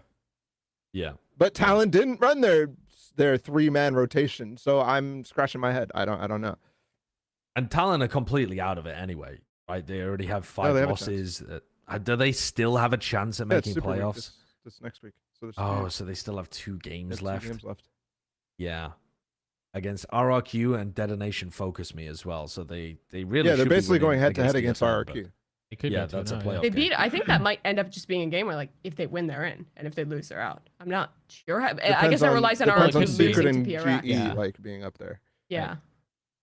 Yeah, there've been a lot of strange results happening in the Pacific League. Like when you look at the results overall, the teams that impressed us at lock-in, like Talon and Secret, have just for very different reasons massively underperformed those expectations. Global as well. I like the look of what they're doing, and yet they still aren't able to pull the wins out. RRQ are a fucking black box. I cannot understand anything that they're up They're to. good. Some weeks they're incredible. Some weeks they're garbage. They always run a 6-person roster. I don't understand why they're putting some people in and some people out. They're an enigma to me, wrapped in a mystery. I don't get it. And meanwhile, to top it all off, you have the second best team now overtaking Gen.G, PaperX, who are playing without their IGL, with something playing in the roster. Guys, does this mean we should Sentinels believe in copium. Sentinels? Yeah. You don't need an IGL. Devi took over the IGLing. Who is Sentinel's version of Devi? Zekin. Zekin. No, Zekin's the glue guy, bro. Zekin He's is the- like he's the relationship Jing. between the Portuguese player or the Brazilian players and everybody else. He's the guy. He's the guy Everyone who makes loves that Zekin. team Yeah. a big old family. Okay, TenZ is Forsaken. Okay. Jing is Zekin. What have we done? But you're talking about roles. They don't have Jing and Forsaken. No, I mean also in terms of like the Zekin and okay, so Sense. no. Maybe TenZ is more like something. He's come in, huge firepower up at the front, but you never quite know what you're gonna get from him. Jing's the all rounder. That's Zekin. He's also can play duelist incredibly well. Spicy, gonna throw things off. Well, Who's Zekin's got Devi great then? depth roles, Are you going to so- cope that Penkata is Devi? Zekin is Devi. Zekin is Devi, yeah. Well, does this also mean that Zekin is Devi. How are Zekin's you gonna play getting that? Def's roles according to ranked matches. Yeah. Seth Achilleos just texted me saying, "Not sure if you'll see this, but Devi told us he isn't IGLing. He straight up said no one is actually calling. They're just all talking." Yep. Dude, I'm telling you, it's Sentinels. Dude. Does this also mean that? So that- it is Sentinels. That's yeah, does awesome. this also mean that Ben Kai is deaf? It's Def. No, we've talked to him. No, he can Just hear. shut the fuck up. I want to end the podcast. Dude, it's I been wanna- I going wanna too end long. it- It's been going too long. I mean, fucking go. all right, let's do the Pacific Super Week predictions. You've just molded me with that joke, actually. You've molded me. Let's throw some Preds out there, I guess. Or do you want to skip them, Kurt? It's up to you, to be honest. Fuck it, dude. Let's do the Preds. Wait, There's only I Roll thought- through Fuck 'em. it, dude. only Roll three. through 'em. Fuck it, dude. I thought we said we were Dude, skipping Pacific is like a rock paper scissors Whatever, game, we'll- bro. Yeah. You Gen.G can pick them live. It doesn't matter, honestly, Doug. It really doesn't matter. Genuinely let's go. doesn't matter. All right, first game is PaperX playing against Gen.G. It should be a banger game. Or everyone going for PaperX. Yeah. Doesn't matter. They don't have an IGL. They're just going to run at them. Who was it last week that What was a saying? train wreck. Who was it last week that was saying if PaperX just run at a team that doesn't have the same level of fragging, they're just going to win? I swear that's going to I happen think it was again. TMV.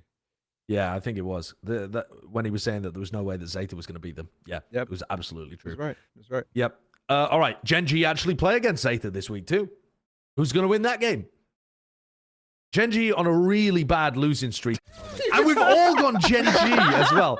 This is silly. I That's love a silly Pacific. one. We love watching Pacific. We We have really are good all takes. really up and current on Pacific. Yeah, that is It's just a crazy silly because one. Pacific is actually easy to predict. You literally just play a rock paper scissors game, and if you're predicting DRX, they have a gun.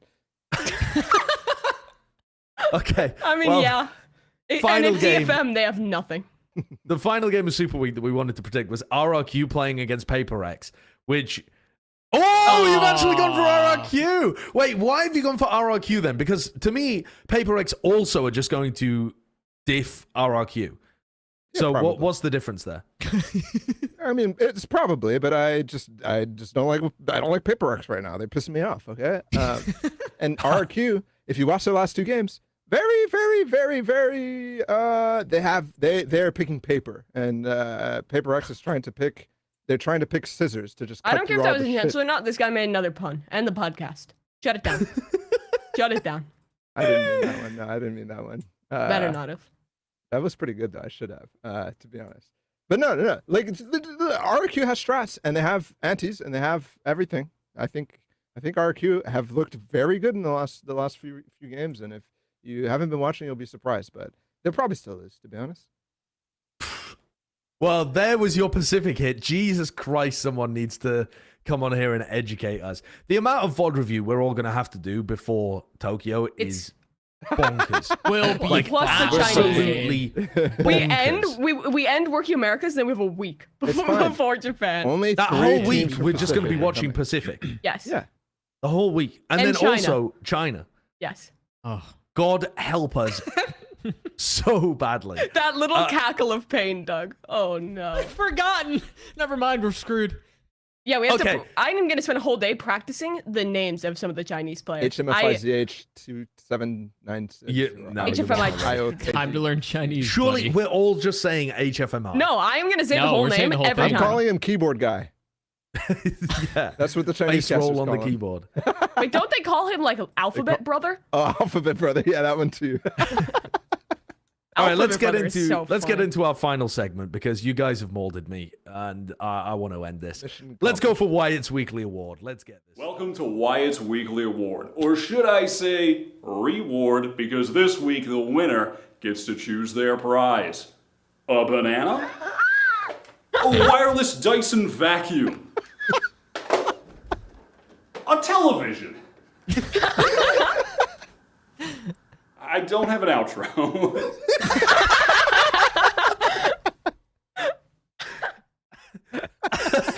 Another absolutely goated intro from Oh, Wyatt it's so good. He's so for his weekly charming. award. Okay, so we could have gone for a serious one here. There's been some great games happening. You know, Dejazine, for example, was looking absolutely nutty. Alpha Year had a fantastic performance over in EMEA. You know, there's plenty of people. I'm sure people played well in Pacific, but I didn't watch any of it. Neither did anybody else. So on this show, the viewership's still doing fine, actually. It's better than EMEA's.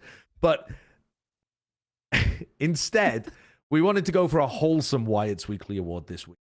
Aspas's father did a 318-kilometer cycle ride as part of his commitment to Aspas if Aspas won champions. And he completed that this week. It's pretty sick. He was doing it for some kind of charity or something, wasn't he, as well? Or something think like so. that, I think. Josh, what is that in freedom units?